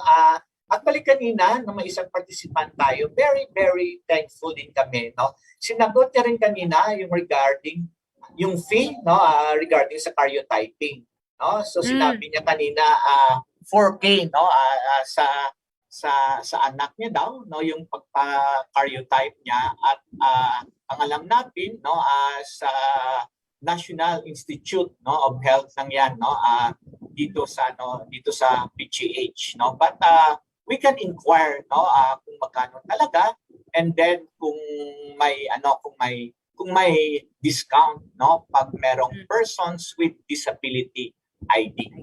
Okay? And then may nagtanong din, I think I can answer this, for the curriculum on children with intellectual impairment, i-counter-check natin sa ating DepEd Central Office, kasi nagsabi sila na naghahanda na daw sila ng iba't ibang curriculum for learners with disabilities. So we will follow up. We will follow them up and confirm whether the curriculum for those learners with intellectual impairment ay meron na. Okay, sige. Some more questions, Judy, for Teacher Mai. Siguro we can accommodate siguro at least 3 more questions, and then we can end. And if there are other questions, then you can just email it to us or write it in our FB page. And then siguro kung merong mga grupo, like for example sa iba't ibang division ng ating Department of Education na gusto nyo pa magkaroon ng iba pang training, just let us know. And also yung ibang mga local government units, yung PIDAW, yung mga organization of parents, please let us know. We can discuss the trainings to continue yung initial orientation natin on Down syndrome and on autism.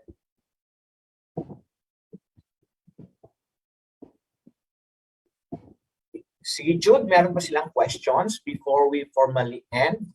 Okay po, sir. Bale, once again po, sa mga nagtatanong po regarding po sa nakalagay po sa certificate, there had been technical difficulties po regarding po kasi nag-auto-generate po yung yung doon po sa paggawa ng e-certificate. So yung dapat po na may ilagay is name nyo, ang nailagay po is yung email address. So we will just send po your certificates after the webinar. Thank you po. So the next question po dito sa Q&A po ay meron po dito na from Marianne Portugal po. Sabi po, paano po nadadiagnose ang SPD? May 5 years old po akong anak na may DS. Pag may malagkit na pagkain o gumamit na glue, laging nagpapahugas agad kahit hindi pa tapos ang gawain. Ayaw din po niya ng malakas na tawanan o ingay ng motorbike. I think I saw that, Miss Judy. I think the SPD there means the sensory processing disorder, paano siya nadadiagnose? Actually, the work of the OT comes here, the occupational therapist. But for Down syndrome, when we talk about sensory, okay, ito yung tricky part lang with Down, the difference between autism and Down syndrome. The way I understand it, with Down syndrome, if we talk about sensory disorder, we need to literally, because again, Down syndrome may kaakibat or it has comorbidities of medical and health conditions, then one needs to have the child check in his different senses.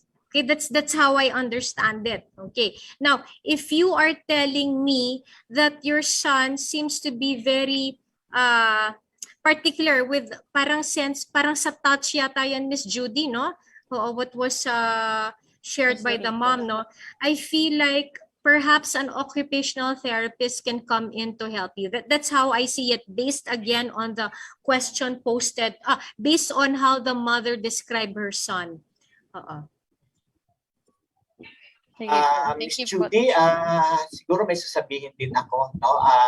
Para sa mga nandirito, na mga magulang, na mga community-based workers natin, kung ano pa yung mga tanong ninyo, pakisabi doon sa inyong mga workers. I think si Mrs. Portugal from Kaisaka siya na LPO ng Norfield. Just tell them, no, we can organize, no, a specific, no, webinar. Like for example, no, on sensory, no, processing disorder. Okay, we can organize specifics din. No, just tell us also. No, and we can discuss it, no, with your local partner organization. Okay. Meron pa, Miss Judy? Yeah, Siguro, quickly, sorry. Sorry. I think one last question, siguro. Yeah, okay. Can I just add, because I forgot, going back to that mother who asked about her concern about her son with Down syndrome who seemed to have some issues on sensorial. Before, although I recommended occupational for the child to be assessed by an occupational therapist, but I'd like, prior to that, I'd like to go through again the process of using the behavior analysis, because it might not be exactly sensorial, no? I'm not discounting the fact that it's sensorial, because there might be another reason. So for me, first and foremost, just like what I told Sir Bob a while ago, who has a son with autism, the same also for the son with Down syndrome, what's important is to go through that, what we call the functional behavior analysis. Knowing, dapat alamin bakit o ano ang dahilan kung bakit ang bata o ang anak ninyo ay nagpapakita ng ganyang kakaibang kilos, no? Oo, dapat alamin muna yan before we jump to the conclusion that the child needs to be seen by an occupational therapist. Yun lang yung akin, no? Na parang be open to all possible reasons so that there will be more options for us to address this concern. Okay, thank you. Yeah, thank you, Teacher Mai. No, so may mga tanong, no, regarding, I think this is already transition, no, from school to work, no. Just follow the and like, no, the Facebook page of Norfield. No, we will be coming up, no, with webinars, no, in the coming months, no, maybe on pre-vocational and vocational, and also transition, no, from school to work. So just let us know in our evaluation, no, what other topics, no, would you like Norfield, no, to conduct, no, what kind of webinar, and we will consider that, no, in the coming webinars of Norfield Foundation. And then if you have questions, no, follow-up questions, just email us, no. So thank you very much, no, for staying. It's already 12:08, no, and I think we are all very hungry na. Miss Judy, now for the last, we'll be giving the closing remarks. Miss Judy.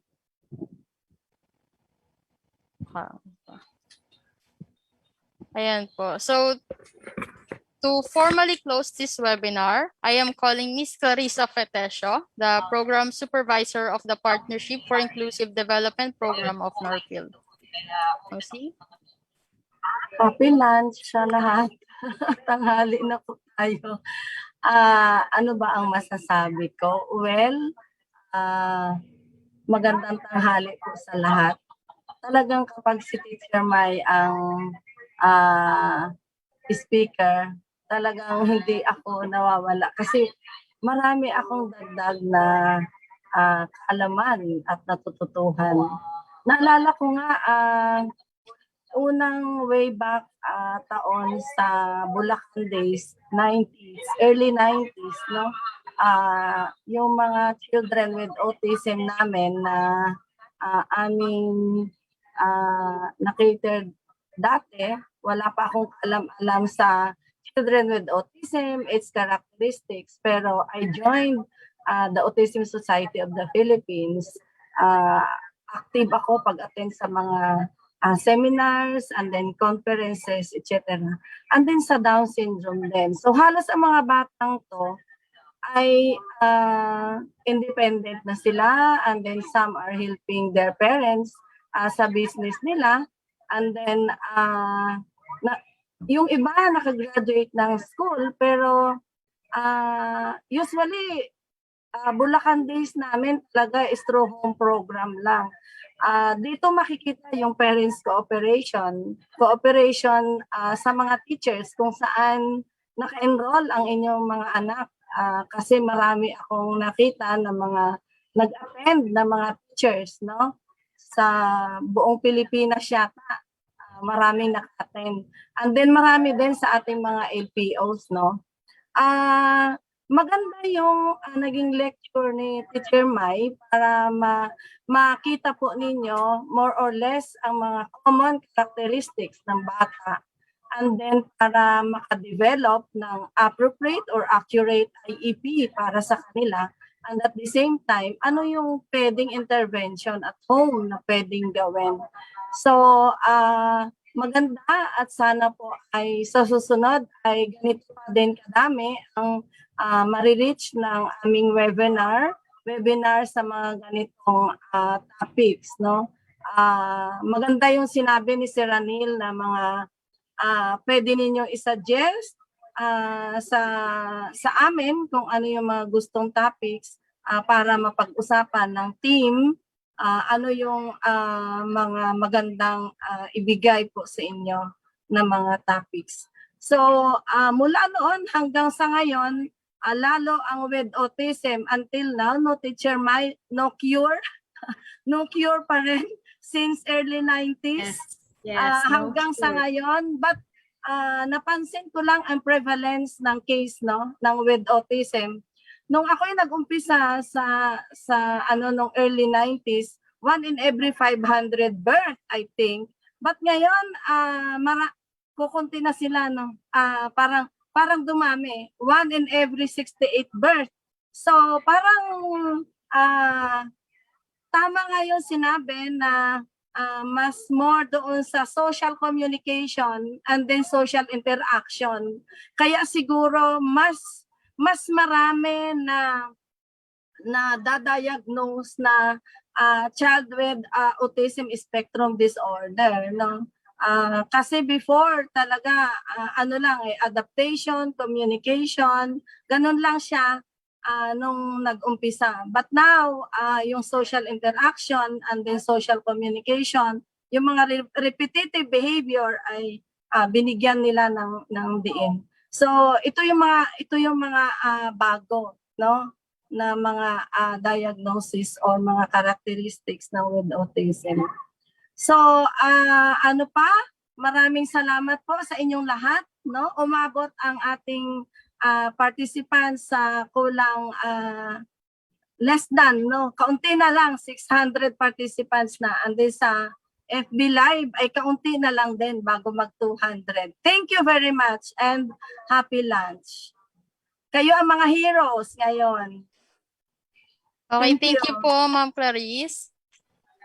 Sige po. Bale, for those po who are asking for the recording of our webinar today, this live stream will be available on our Facebook page, the Norphil FB page po. Doon nyo po ma-access. Masasave po doon and pwede nyo po yun ma-rewatch po through doon.